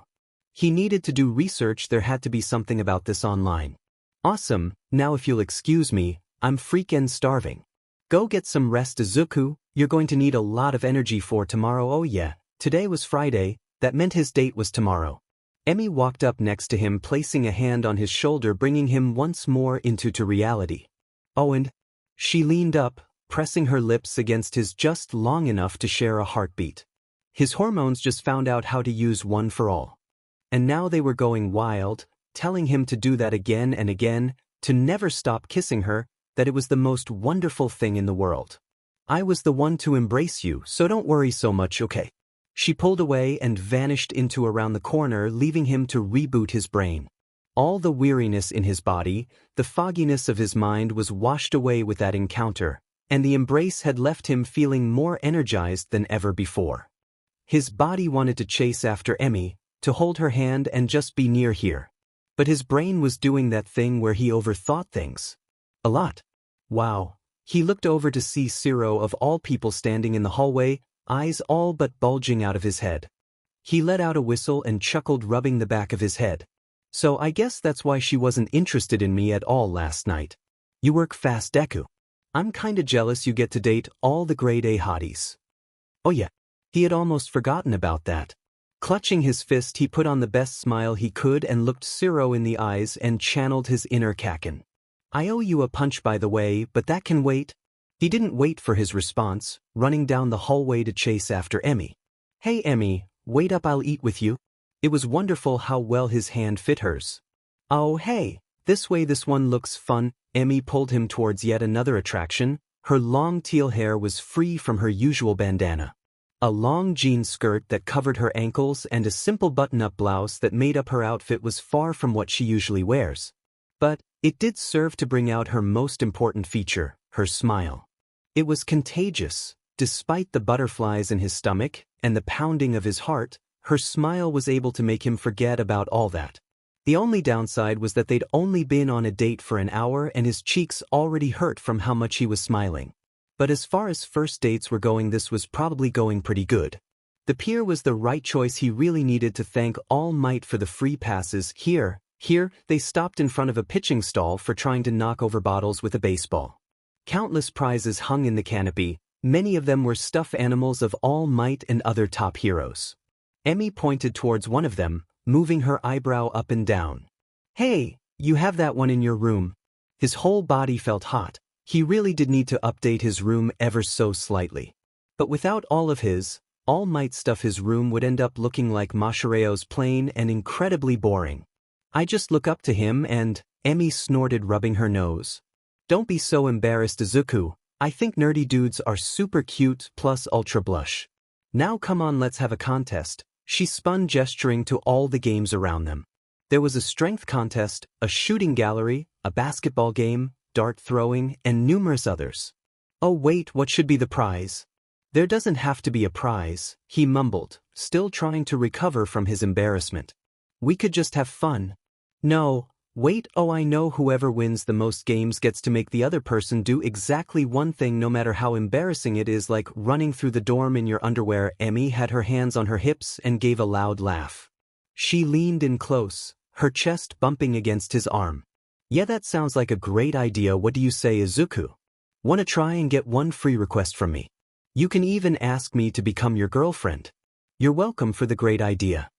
Her smile turned small for just a moment and her cheeks were slightly flushed. It might be the first time he'd ever seen her blush. "Adorable." "Well, I mean officially, that is." "Sure." His brain must have still been trying to process everything because he did not tell his mouth to say that at all. What would happen if he won? Emmy was expecting him to ask her to become his girlfriend. He could barely ask her out. Wasn't girlfriend much higher than that? Like on a different level or something? What was the difference between a girlfriend and dating anyways? What would happen if he lost? Would that mean he couldn't ask her to become his girlfriend? And what would she ask him to do? Run through the dorm in just his underwear? He'd probably die of embarrassment or something. "Ha, I knew you'd see it my way." She rubbed her nose, before spinning on her feet and pushing him forward. "All right, first up, pitching, you can take the first shot." The pier worker, an elderly woman with thick black hair barely contained in a baseball cap and pale eyes, gave him a knowing smile and a wink. "First date, dearie. How'd you know?" He handed her their pass and she punched a hole on it. "Just a hunch is all. Besides, you look like you're still not sure how to handle yourself around her, much less her. A word of advice, she's having fun. Worry less and smile more." She handed him back the card and produced a racket of ball. Then her personality did a 180 when she twisted the cap. "All right, punk, let's see what you got. 3 ball, 3 pins, and you win 3 strikes, and you're going home empty-handed and a sad girlfriend. Now let it loose. Where'd that nice old lady go?" He'd like her back. "You can do it, Izuku plus ultra." Emmy pumped her arm and jumped. "Come on, kid, I want to see a picture. Not a belly itching." The woman had one leg up on the counter now and was glaring daggers at him. "Bah, good one." Emmy tried to hold in her laughter, but that was like a fish trying to stop a flood. Whose side was she won? He threw the first one and missed the stack. "Strike 1. Hey, which baseball player holds the water?" Emmy slapped her knee, walking over to the old woman like they were old friends. "I don't know." "Which one?" The pitcher. While the two of them were dying of laughter, he threw the second one, hitting the top bottle and making it fall, leaving the 2 that made up the base. "Oh, we got a single. Let's see if our champion can hit a double, or will he be seeing doubles?" His third throw hit the one on the left, knocking it back but not down. DMN, he didn't throw strong enough. It was a lot harder than it looked too. Still, he needed to be brave. "Oh, strike 3. What happened to strike 2? The mean green missing machine is out. Sadly, there's no prize for losing. The woman sat back down, and she was back to her regular personality. Sorry kid, wanna give it another go? No, he motioned to Emmy, who was still enjoying her own joke. It's her turn. Emmy, you're up. Oh right, she hopped over, bumping into him again. Why'd she keep doing that? Was it on accident? Maybe there was some other reason. Alright Izuku, watch and learn. Emmy tossed up all the ball into the air, catching them one by one with a single hand before juggling them. The odds were stacked against him. He should have realized that she'd be good at these kinds of games before he even accepted the challenge. No, it wasn't too late, he'd win it. Something, just one victory. Alright, the woman shouted, her cap twisted backward again. Don't take this player camping because she couldn't even pitch a 2 pins down with a single pitch. He got a glimpse of Emmy's green eyes as she came out of her pitching stance to catch the other 2 ball and begin juggling them again. It was intense and sent a chill up his spine as he felt his impending loss sink in. He should start preparing to die of embarrassment later. The woman finished, all the bravado of her character was gone. You aren't using a quirk, are you? Nah, Emmy flicked it. Ball with her wrist, sending it crashing into the bottle and knocking it over. My quirk makes people laugh. I just used to work at carnival games like this. Without any hesitation, she picked the biggest stuffed animal of all might from the prizes. Here you go Izuku, now we can cuddle on your hero. This felt reversed. It was the same story for every game. Darts. She popped all of her balloons, and then his free throw. She got nothing but net, ring toss, and ball bounce. She tossed them all with one-handed and didn't miss a single one. At least an employee offered to take all of her prizes to the front. Why do I get the feeling that you tricked me? At least she was still happy beating him into the ground. It was okay, though the only fatality was his pride that was replaced with a mushy feeling. How could she be so good at these games? He didn't think anybody could be good at these games. Emmy smiled, bumping into him again. She hooked around his arm and pointed forward. Oh come on you beefy cinnamon roll, there's still one last contest. I'll even go easy on you. That was right, the strength machine. There was no way that he could lose that, not with all the training he'd been doing. Not that Emmy was weak, but when it came to raw physical strength he had a clear advantage. Wait, cinnamon roll? Yeah, 'cause you're so sweet. Her face was exactly like the overly excited emoji that acted as her punctuation or as her whole conversation in texts. It was a wonderful smile that no one else could compete with, drawing him in with the white of her teeth and the spark of her eyes. It made his heart skip a beat. And beefy because you're a hunk. She squeezed his bicep and waggled her eyebrows. Now show me what you got, Mr. Punchline. Rights, the mallet was red, white, and blue with a large white star on the bashing bit. The game itself was based on an old list of top heroes, with All Might flexing on top representing the 100%. At 90% was a very grump endeavor. He could do this. All he had to do was swing the hammer down with all of his normal strength. Let's go Izuku, let's go. Emmy cheered behind him while the worker looked on with a bored expression. He had already lost, but there was no way that he was going to let this be a blowout. Just one victory, that was all he needed to regain his pride. With the hammer behind his head, he focused on his target, a red cushion that rested on a steel rod and held up by a large spring. Legs, core, arms, his whole body needed to act like one to get every last ounce of strength out of him. It was just like his one-for-all training in a way. Get on with it? The worked moaned from behind his phone. With all his might he brought the hammer down. Ping, victory, he did it. Congratulations, the man sighed. Your strength is plus ultra, take a plus ultra prize. Or not. Nice one Izuku. Emmy hopped over to him. He didn't trust her smile for a moment, especially not when she picked up the hammer and began to twirl it like it was nothing. I guess I don't have to go easy on you after all. At least he couldn't lose, just tie. But there was no way that was going to happen. Emmy walked to the very edge of the area, still twirling the hammer around her like it was a baton. She closed her eyes, her smile vanishing for a moment. A different beauty overtook her then, one that left him breathless. A smile exploded onto her face and her into action. She jumped once, landing HRD on the boardwalk, then again, flipping in the air and slamming down the hammer with all of her body weight. Ping, whoa, the man blinked at her. That was cool. Damn it. She technically won this one too. Ah, sorry, Izuku. She spun around to him holding her prize of an inflatable hammer. I guess it's not a lot of fun losing. Oh hey I know let's, Miss Joke? They both turned towards the voice. A boy, he was tall, with a wild mess of black hair. He looked so familiar, same with the blonde-haired girl next to him. Whoa, so it is true you did get turned into a teenager, and a hot one too.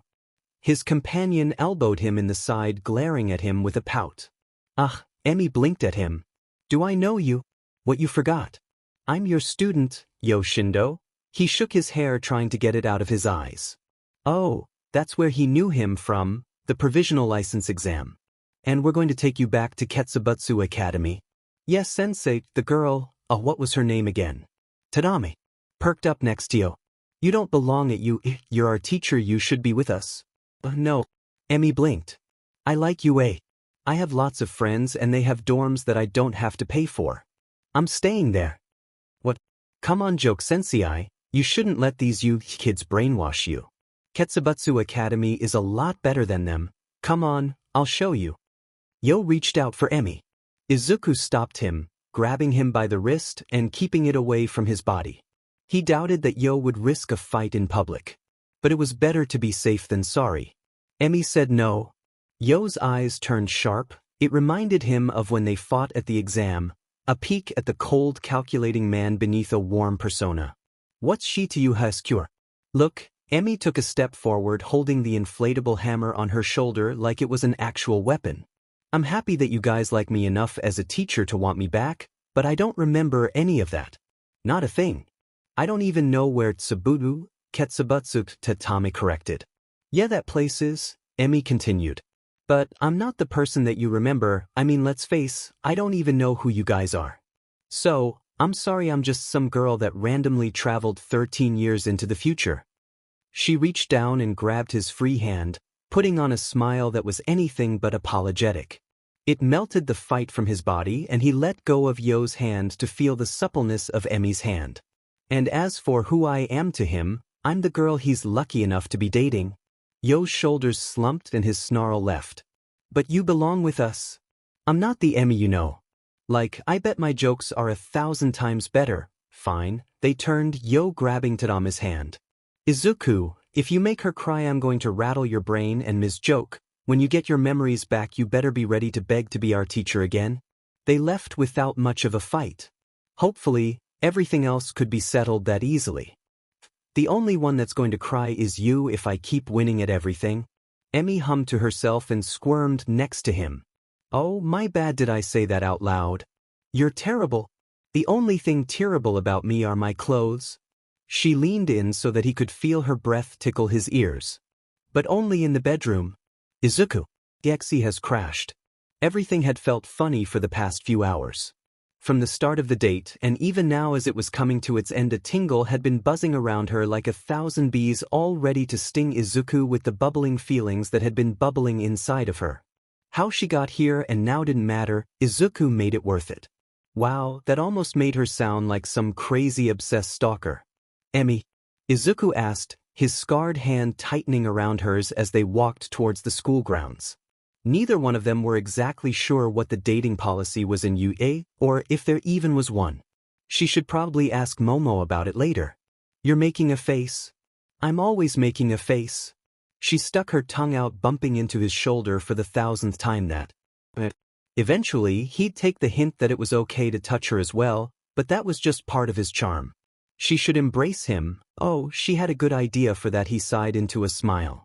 I know. But you weren't smiling, it almost looked like you ate a sour lemon or something. Oh, that. I was just thinking about how totally crazy I am about you. She came to a stop, Izuku pulling on her hand before turning to look at her. Emmy. He sounded concerned. Probably for a reason, she really wasn't smiling now. Damn it, why was this happening now? In the middle of their date when she should be at her happiest. I'm fine really. Just kind of remembering my life, you know. She gave a laugh and putting on a fake smile. Mostly for herself and a bit for Izuku, but he already saw right through it. He pulled her off the sidewalk and under a tree, the smell of spring and new life permeated the air. It was the colorful time of year, and one of her favorites. But she liked all of them. About your old life? Yes and no. She shrugged. He was probably talking about who she was before she got turned back into a kid again. She didn't remember anything about that Emmy, aside from the fact that she had a few relatively minor credit card debts and weird taste in men. Like really weird. You want to talk about it? She sighed, looking towards the uneasy look on his face. He really was bad at projecting his confidence, despite the fact that he was a great hero and person. But that humbleness was just another reason why she found him so adorable and teasable. Not very often you can compliment someone with the truth and have the turn red about it. There's really not much to talk about. He continued to look at her, egging her on. Stupid, adorable, kind, caring, beefcake, cinnamon roll. I mean that really, the first thing I remember was being rescued by a hero. She had long black hair, a wonderful smile, and managed to calm her down and encourage her to smile, claiming that smiles were the best way to show that everything would be all right. After that, I was an orphan, went to school, made a few friends, hoped from house to house for a while. I learned to make my own happiness, mostly through terrible jokes that only I found funny. And what few friends I did have I kind of abandoned to go to UA. So, I mean I didn't really have an old life. Oh, well Izuku stammered, letting his arms drop. She kept hold of his hands and took a step towards him. He really was adorable when he was flustered. Look, don't worry about it Izuku, I'm not. I was just thinking about how awesome it's been to meet you. She smiled, a real one this time, thumbing over his scars. Basically what I'm trying to say is that I look forward to being a super clingy girlfriend. Because let's face it, I have no concept of personal space. He snorted into a chuckle. It was quickly becoming one of her favorites and shaking his head so that his green hair flowed like it was out of some shampoo commercial. She was so going to run her fingers through that tangled mess when they got to the cuddling stage. A blush stained his face. She winked, tugging on his hand. Come on, you shouldn't worry so much, I mean it, you have a great smile. More blushing and muttering. There might be something wrong with her that she liked teasing him so much, and even more so considering how he was starting to like it. But I don't know what to say, I've never really done this before. Neither have I technically. Part of her refused to believe that she didn't have any meaningful relationships between 16 and 28. There was just no way that she was going to end up some depressed cat lady. Oh, speaking of which, despite the fact that it had absolutely nothing to do with what they were talking about. I won the competition, right? That means you have to do whatever I say. Oh, I was kind of hoping you forgot about that. As if. Now close your eyes. And no, that's not the one thing, that's just something else unrelated. She bounced on her feet, biting her lip, barely able to contain herself. That morose feeling she had was gone, a bubbling excitement overtaking her. Why? Just do it, it's nothing bad, I promise. His trust in her was ever so slightly misplaced. There were many humiliating things she could do to someone with their eyes closed. Instead, she leaned up and forward, her chest bouncing against his and their noses touching ever so softly before their lips touched. Their second embrace was filled with just as much joy as the first sleep-deprived one she stole. But with a bit more technique to it. Izuku flinched at first, stunned, but just towards the end, he began to embrace back, moving his chapped lips to hers. And opening his eyes. You were supposed to keep them closed? She laughed into her arm, trying to hide her smile from him. Her cheeks were warm, like she had just been caught with her hand in the cookie jar. Izuku mimicked her, his ears almost as red as his cheeks were. Was that your one thing? No, that was a bonus, what I want you to do. She smiled, taking a step out from under the tree, hands clasped behind her back as she looked back towards him, waiting for him to join her. Is take me on lots of dates, okay? His smile was worth a million kisses. Sure. XXXX. The sky was dyed like an orange and strawberry sorbet by the time they got back to UA. Most of their day off had been spent in each other's company, and she really didn't want it to stop. Maybe they could watch a movie or something in the common room. Or sneak into his room and do it. Her room was out of the question because she would not be able to resist the urge to slingshot dirty clothes at him. She really needed to clean her room. Or she could just move into Izuku's room and not have to worry about it. It was great when a plan came together. Hey, wanna watch a movie or something? We still have a bit before curfew. She pressed her hand against his arm, She moved down towards his hand, his blush increasing like it was a lever. Wonder what lewd thoughts were going on inside that grassy head of his. Sure, I mean if we have time, that is. We got plenty of time. She backed into the door, pushing it open with her but while pulling Izuku in with her. I finished all my homework and the atmosphere was different in here. It was stiff, formal, not like the home she had grown to love. It lacked the subtleness of a slowly changing mood. It was like a flood of serious coming to rain on her parade. She turned, her smile dropping as she looked out into the room. Eraser was standing in the middle of the common room, the principal sitting on a stool beside him, and Eri was playing with Mirio in the middle. Where was everybody else? Why were they there? Oh hey there, Eraser. Me and Izuku totally weren't on a date or anything. Not at all, we were just having fun as completely platonic friends is all. It was a bad joke in that it wasn't really funny and she was the only one laughing at it, but that didn't really matter either. She had a bad feeling about all this. Eri shot up from the ground, bouncing over to her like the excited little sister she never had. She laughed, leaning down to catch Eri's full throttle charge. Izuku stepping in beside her. Eri, holy crud, look at you, you've gotten so tall, I bet you're eating all of your veggies, aren't you? Yup, Izuku, guess what? She beamed, trying to bounce over her shoulder to look at Izuku. You got your hair cut? Izuku answered. It made her snort. No, Eri grabbed hold of her hair, pouting. I like my hair. Then I give up. I learned a new thing with my quirk. Her heart sunk at that. Eri's quirk was the reason why she was here. No, it's okay. A new thing could be anything. It didn't have to be joke. Eri discovered a way to undo what she did to you. Eraser blinked at her, sounding like the disinterested father she knew he could be, hands in his pockets and shivering like the room was too cold for him. But his attitude was anything but cold. He was happy, smiling even. Something that just seemed off on the aloof man.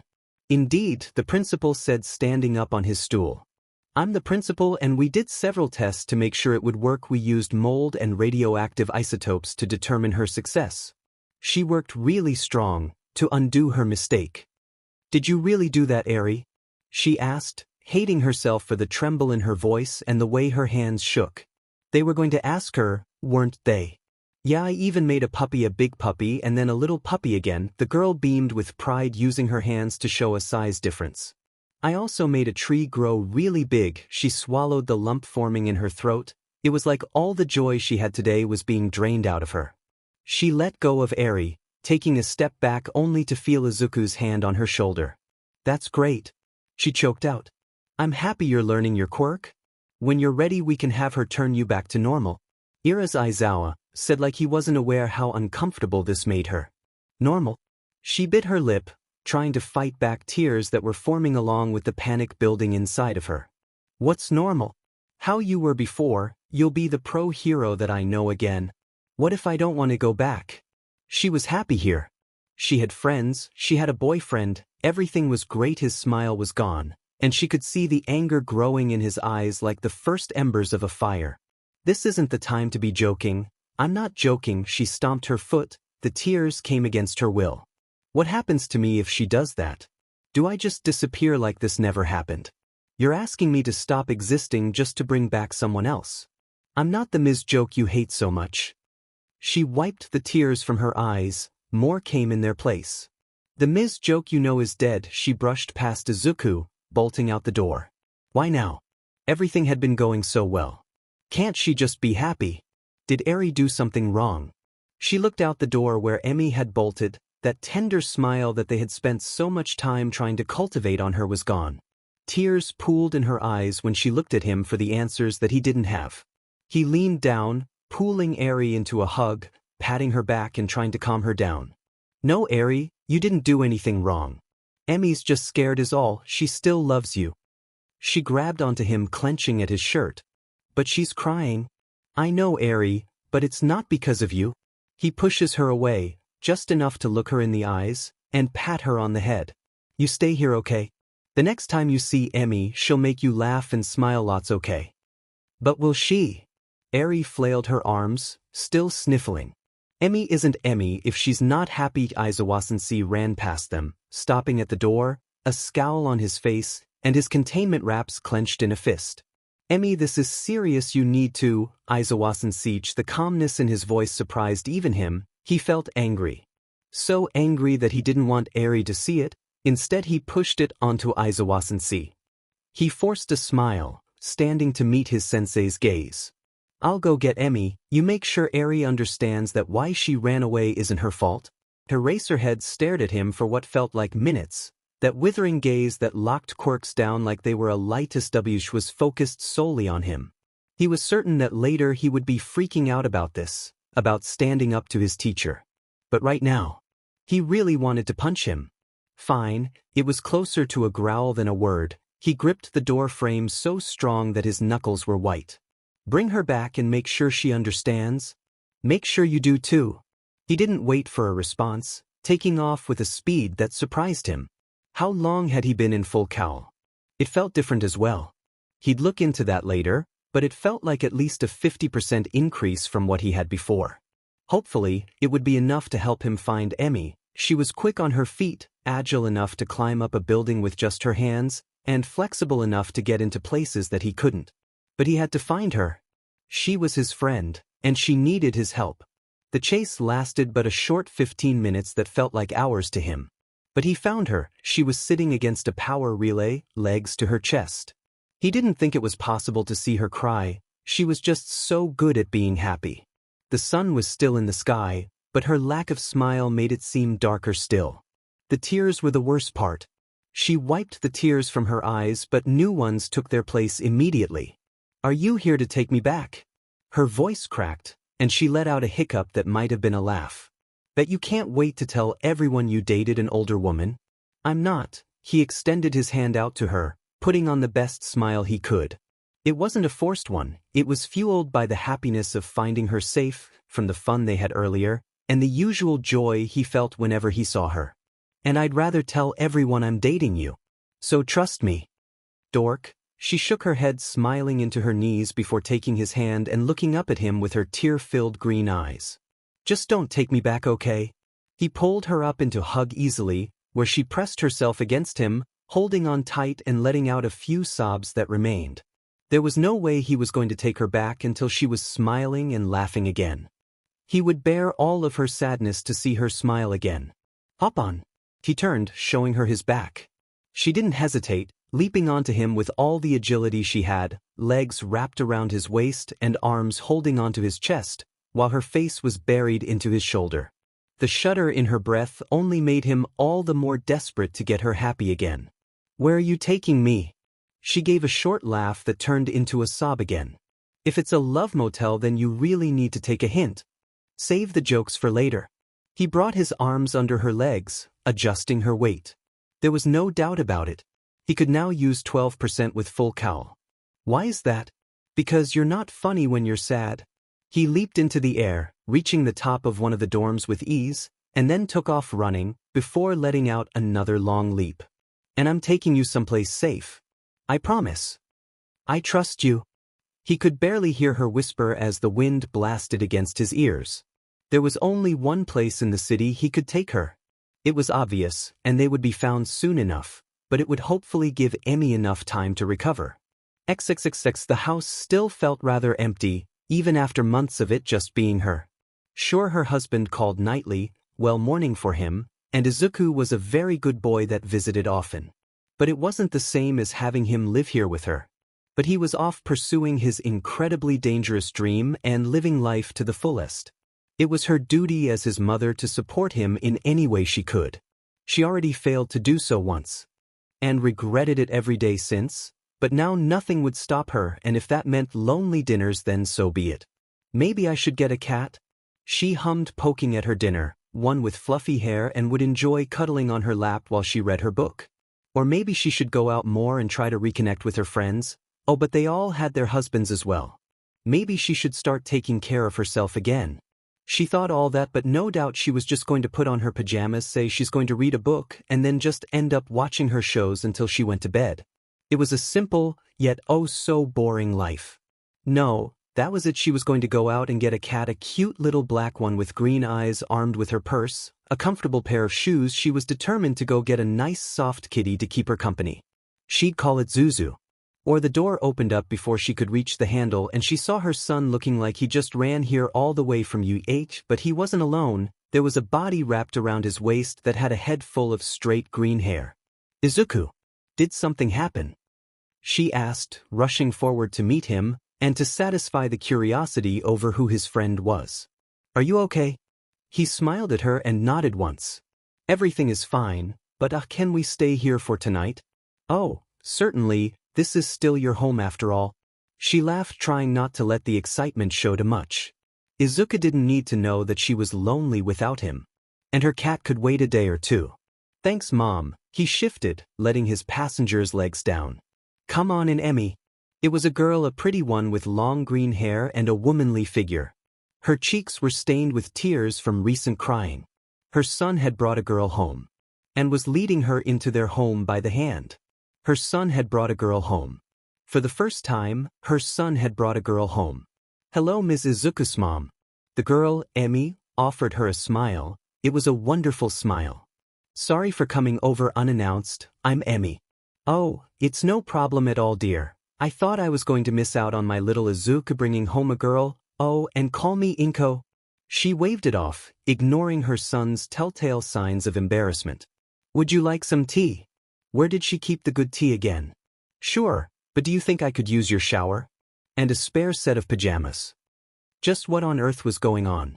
XXXX. His mom placed a tray of hastily made treats and tea onto their small coffee table. A single green eyebrow was raised in his general direction. His home was still the same, but it felt different. Like it was too small and that he was a stranger in here. It also didn't help that he could still hear Emmy's shower. Izuku, I try to be open-minded and respectful. His mom held the tray against her chest, looking down the hallways. Her voice was just loud enough to be heard. But could you please explain what's going on? And who is that girl? Why was she crying? Is everything okay? Well, that's Emmy. Well, we're dating. He expected her to overreact or something, to break down in clears and be both proud and terrified of him. Instead, she stood there, eyebrows furrowed. And why was she crying? After our date we went back to UA, but she got in a disagreement with a teacher. He didn't know how much he should say. But this was his mom. He could trust her. And she ended up crying. I didn't know where else to go, Mom. But can she please stay here? Just for tonight. She sighed, shifting on her feet, and casting another long look down the hallway. She seems like a nice girl, so she can stay here. But I'm going to contact the school. I don't want them to worry about you. Or at the very least All Might. They probably already knew. He wasn't exactly very secretive about it. Sure. Just ask that they don't do anything until tomorrow. Please. Fine. She spun on her feet, heading towards the kitchen, hand resting on her cheek. My goodness, you heroes do love your drama. The shower came to a stop, and a minute later Emmy emerged, dressed in one of his old t-shirts and a pair of his mother pajamas. You really love All Might, don't you? She tugged on her shirt so that the faded image of All Might was visible once again. Her smile was back, the one that she seemed to give him every single time their eyes met. She popped one of the snacks into her mouth and sat down next to him. Your mom's nice, makes me realize where you get it from. He bit his lip, taking a sip of the tea. It was the good tea. Are you okay? Her smile dropped, shattering to the ground in 1,000 pieces. She grabbed her own cup of tea, staring at it for a while before placing it back onto the table. I don't know. She slammed back onto the couch, eyes closed, breath steady. I mean, they're basically asking me to die, right? I don't think they see it that way. He leaned forward, not looking her in the eyes. I mean, none of them want you to die, they just saw you as a temporary thing, then once Eri learned her quirk more she would be able to return you back to normal. Then they're asking me to just disappear. That's worse, like they're just pretending I never exist to bring back some lady I never met. The Emmy that they knew, that hero Ms. Joke, I haven't become her yet. I might one day. But I'm not her. I know, but she was important to them. You can't blame them for wanting to try and bring her back. I can when the price they're trying to pay is my life. I deserve to exist, don't I? I'm not just some mistake to be thrown away. He sat upright, turning to look at her once more. Their eyes met and he smiled just for her. I might be a little selfish, But I'm really happy you do exist, Emmy, and I really want you to stay. She slid onto him, and pushing him down onto the couch, pulling him into a hug and burying her face into his neck. That's exactly what I wanted to hear. His dreams were as filled with her as his night was. Together they stayed up well past way too late, and at some point in the marathon, they had managed to fall asleep. Emmy held on to him like he was her life raft, never letting him out of her grasp for anything less than a bathroom break. Whatever she was going through was hitting her strong. And as bad as it sounded, he was happy that she found peace in him. The early morning light drifted in from the closed curtains, filling the room with the kind of soft glow that he didn't get to enjoy very often. He was still tired, dead tired, too tired to be awake, with somewhere between 0 and 5 hours of sleep under his belt. But he just couldn't go back to sleep, for so many reasons. The most important one was using his chest as a pillow as they shared a couch. He felt bad. His mom had even gone through the effort of setting up the guest room for her. But here they were, Emmy holding on to him, their legs entangled in a heap, half covered by no less than 3 blankets, basking in the feeling that they were already late to class, and might not even go back today. Emmy's shirt was bundled up nearly to her waist, and his hand had been on the bare flesh of her back ever since he woke up, his fingertips under the elastic band of her pajama bottoms. Or at least he hoped that's what it was. She was soft, not in a soft like a pillow, or that she was fat, or in any way that was negative, she was just soft in the nicest way possible. But that was hardly the best or more pressing part that left him unable to sleep. It was her. All of her. That bubbly feeling in his chest when he looked at her for the first time each day didn't hold a candle to waking up to her. Every part where their bodies touched felt like the first time that they kissed, just paused and stretched out for hours. He couldn't see her face. With any luck there was a smile that he hadn't seen on her just yet that would mirror all of the bliss he was feeling in this tender moment. This was why he didn't dare try to sleep again. He did not want to miss a second of this. He took a deep breath, tearing his eyes off of her seafoam green hair and looking towards the ceiling. But they'd have to get up eventually, they'd have to be decisive eventually. He still wanted to go to you. It wasn't the school's fault, it wasn't Aries' fault either. It was just an accident. But that wasn't the problem. The problem was trying to undo it. Undoing it meant that this Emmy, the one that snored like a cat purred into his chest, would go back to being Ms. Joke. The teacher, pro-hero, semi-functional adult, and a different person than this Emmy. People change, different events cause them to grow in different ways. He knew that all too well. He wasn't the same person he was a year ago. He might not even be the same person in a year from now. It wasn't about simply being selfish and wanting his girlfriend to stay his girlfriend, though that was a large part of it. It was about giving this Emmy a chance to grow. And not knowing what would happen if they did try to turn her back. Would she be the same Emmy? Would she go back to Ms. Joke? Would she end up as an entirely different Emmy? Her fears were justified. She moved like a glacier, her hand extending outward to his free hand that had been resting on his stomach, so close to her bare midriff. He didn't move, he didn't breath, or speak. Just watch her as she lifted his hand up, then dropped it. She did it once more, letting his hand hang in the air like she was testing something, and dropped it again. The third time she grabbed his wrist, moving his hand towards flopping it in the air. She paused, his hand floating just above her chest, then let go. He did not let his hand drop that time. Faker. She twisted her torso to look at him.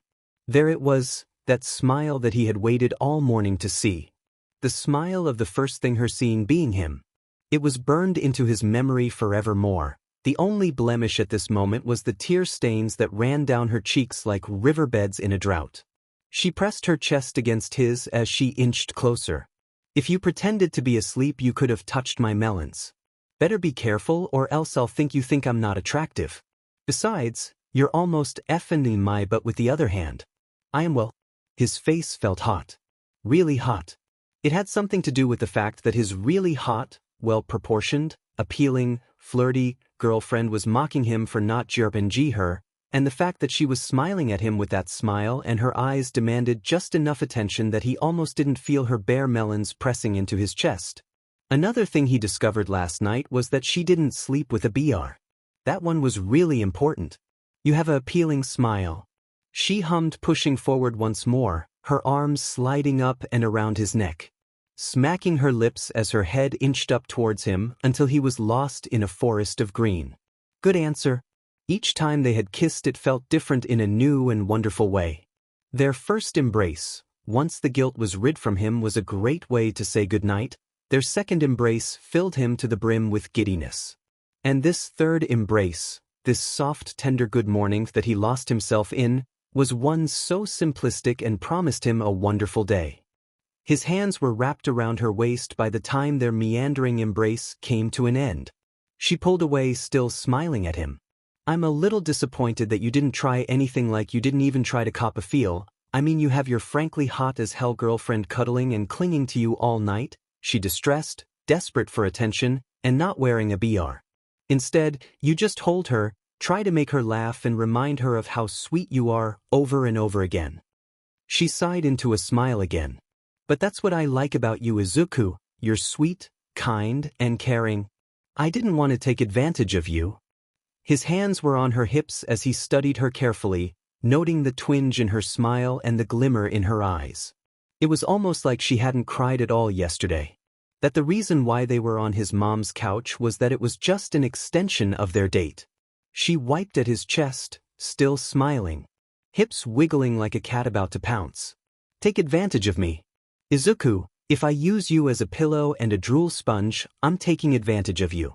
But don't worry, I'll be sure to corrupt you eventually. Corrupt me? Yep.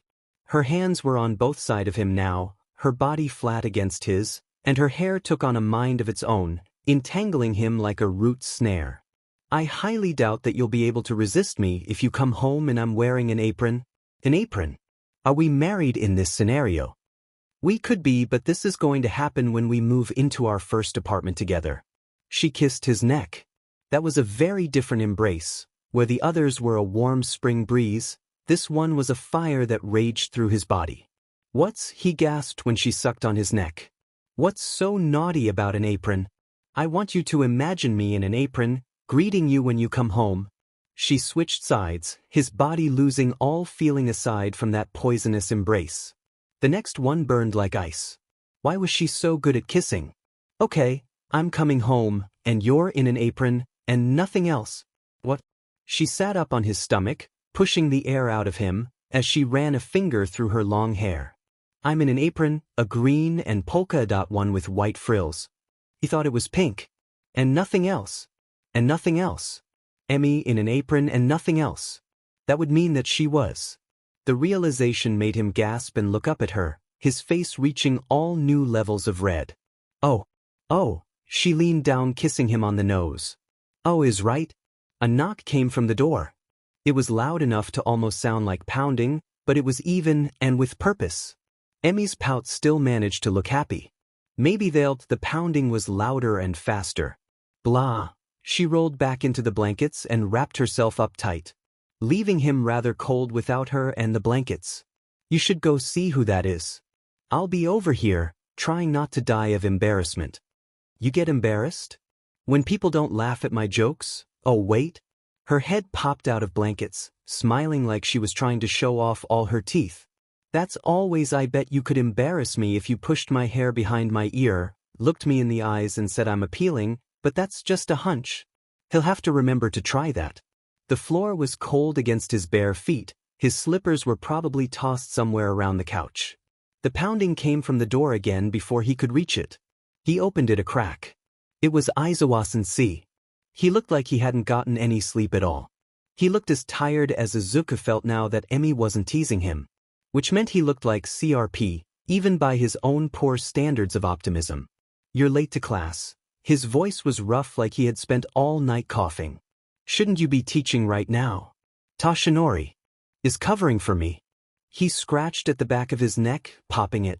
The bags under his eyes were worse now. Can I talk to Emmy? Why?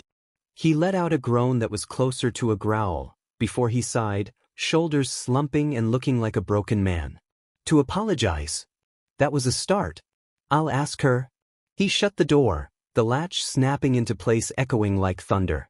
When he turned he saw Emmy standing at the end of the corridor, still covered in the blankets. Her smile was gone, but she nodded at him. Open it. The silence between Emmy and their sensei hung in the air like a looming storm. He stood between them, acting as a mediator. He still wanted to punch Aizawa-sensei for making her cry. But that wasn't what a hero should do. This was for the best. Just when the silence was about to reach lethal doses of awkward, their sensei bowed at the waist. Emi Fukkado, I failed you as your teacher. I continued to think of you as just a younger joke instead of my student. Not once did I consider your feelings on the matter, and I believed I was acting in your best interest.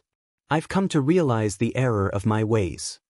He kept his head down, breath even. I ask for your forgiveness, and that you continue as one of my students. You won't force me to turn into your Ms. Joke? Emmy asked, her voice muffled by the blankets that covered her mouth. She was enjoying this. That was easy to tell. You admit that doing that would be making me not exist? There was a pause. It was a mistake. One I will not repeat. Good, but I'll come back on a condition. The blanket fell as she walked up towards him, eyes dancing even as she kept her gaze square on Aizawa. I'm in a relationship with Izuku, you'll let us ignore the dorm curfew. Aizawa's head snapped up and he glared at both of them. As your teacher I refuse. Then he sighed into a growl. However, I will be lenient with our relationship policy as well as dorm curfew on Saturday night only. Deal. Emmy dropped her blankets and stuck her hand out in peace.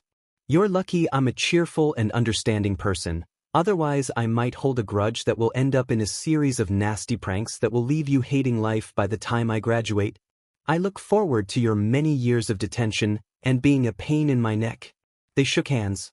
This was going to be so great. He was due inside any second now. Her hair was a complete and utter mess, and she was wearing an apron and nothing else. He probably forgot about this promise, but there was no way he was going to resist her now that they were officially moved into their shared apartment. It took way too long to get them to reverse her credit score so they could afford the place, but here they were. Two hot as hell heroes living in a nice clean and romantic apartment with no kids, and they hadn't even had SEC yet. Sure, they'd only been in it for like a less than a week and moving was a surprising amount of work, and they'd been too tired to do anything because of work, but that was no excuse for her to ignore her super hot future husband and for her super hot future husband to ignore his smoking hot future wife. Now that was the real crime they should be fighting. Which was why she was in a green polka dot apron with frills just like she talked about. And then they were going to spend the rest of their day having hot romantic SEC and then go out to eat and come back for more awesome SEC. It was going to be amazing. They were going to break in their new bed, their old coach, their new apartment, maybe even the countertop while the door opened, and she gasped, hopping on her bare feet, desperately trying to keep back a fit of giggles that was probably not going to help anything. In the past 8 years, her life with Izuku had been amazing, and it was about time they made it even more amazing. Honestly, what was taking so long? He really should have proposed to her by now. Or like any time during their relationship. Emmy. He called from the door, you home? I'm in the kitchen, darling future husband of mine. Really, how many hints did she have to drop before he got the hint that a life with her really was for the best? Heck, if he didn't grow into an absolute beefcake hunk of a hero with a side of dork all wrapped up into the kindest person in the world, she might have been jealous that he got to date someone so awesome. And I've got a surprise for you, she posed, stance wide, holding her fingers like a gun, aiming right for the entranceway. She was going to knock him out with one shot. It was going to be great. The joys of having a place of their own. She could be as naked as she wanted to be and no one could judge her. Well, Izuku could, but he was probably going to blush, stammer, look away and give her a 10 out of 10. And what's Izuku walked into view, holding a bag of some kind and dropped it in the doorway, his eyes wide as he realized what she was wearing. Bang, she shot her imaginary finger guns at him. She turned her hands into a heart and pressed it against her booty, winking at the reddening face of Izuku. You caught me, hot stuff. Now why don't you take me like a beast and do me on the kitchen counter? Emmy. Izuku stuttered, his face growing red. Why are you wearing that? To stuck you? That really should be obvious. What's going on? Another voice said, a girl's voice, one that was familiar, and then moments later a horned girl with snow-white hair walked into the room, the door frame, and dropped her drink on the floor. Eri stood there, her mouth open and her face growing redder by the moment. Oh, what was Eri doing here? Why was she wearing nothing but an apron in front of Eri? Why wasn't she covering herself? Izuku, why? I texted you. Izuku shifted between looking at her and looking at Eri like he was ready to try and save one of them from something. Unfortunately, embarrassment was the one monster that Izuku never could beat. Didn't you check your phone? It's in my pants. How long have you been pantsless? He finally decided to move his hand in front of Eri's face to block her view. It didn't work as Eri stood on her tippy toes to look at her some more. A while, she knew when he'd be home, but it was kind of fun just wearing the apron and she was so excited. I just wanted to surprise you like we talked about, and then Havasish's face was burning red now and so was Eri's. Maybe this wasn't the best time to have this conversation. Can you go put clothes on? Oh right, she bolted towards the other entrance to their kitchen, and only after it was too late did she realize that she might have given both of them one hell of a show. Sorry, you're welcome by the way. She heard Eri's voice just before she entered the room she shared with Izuku. It was clean, mostly because they had just finished getting moved into, diving into the nearest closet to try and put on something that didn't look like she had just woken up. She might have corrupted Eri a little too well. Once she got dressed, it was easy enough to walk out there. Her soon-to-be husband, once he stopped being a pansy and showed her the ring he thought he had kept hidden but really didn't, had already seen her naked. A lot. Like nightly. And this wasn't the first time Eri had seen her naked, but the first time in a few years. She wasn't the little girl that wanted to take a bath with her. So she really had no need to be embarrassed. Besides, Izuku was probably embarrassed enough for both of them. Eri was sitting at their dinner table sipping on the same drink she had spilled stupid time magic quirk hacks, and Izuku was standing awkwardly to the side, somehow looking both like a nerd and a joke. So, not that I'm mad about it or anything. Mildly annoyed. But why are you here, Eri? Aren't you starting at UH soon? Yep, her more or less little sister beamed while giving her a victory symbol. But that's not for another 2 weeks, and I wanted to spend some time with you guys before all that. She took an obnoxious sip of her drink, red eyes filled with mirth like she knew something she didn't. That, and I made Izuku promise me I'd be there for this. For what? Izuku, what's she talking about? She hated not knowing things, and Eri knew that fact and loved to abuse it. Fortunately, Izuku couldn't keep a secret from her for very long. Especially not when she had less clothes on. Izuku stood there scratching at his head and began to mumble while blushing up a storm, even more than he had minutes ago when he brought Eri over to see her naked in an apron. This was bound to be good. Well, there's a thing that Eri is here because, oh come on, you're in the top 10 heroes, quit being afraid of Emmy. The worst she could do is laugh at you. Eri slurped from her drink obnoxiously.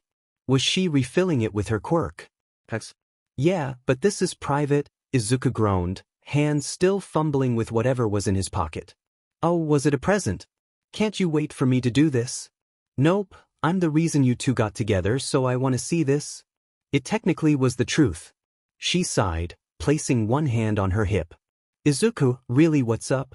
He took a breath, pushing out the nervousness and standing straight.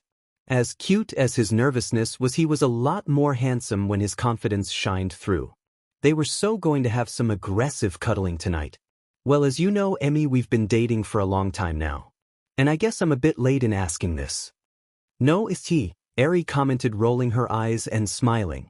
Izuku got down on one knee and pulled out a small black box. He cracked it open, revealing the ring down below. Will you? Yes, she snagged the ring and placed it on her finger. A perfect fit. She leapt into Izuku's arms, pulling him into an embrace and never letting him go again. No taxies backsies, you're stuck with me forever and ever. I didn't get to finish the question. He sounded almost disappointed, then realization hit him, and he hugged her back, spinning her in their apartment.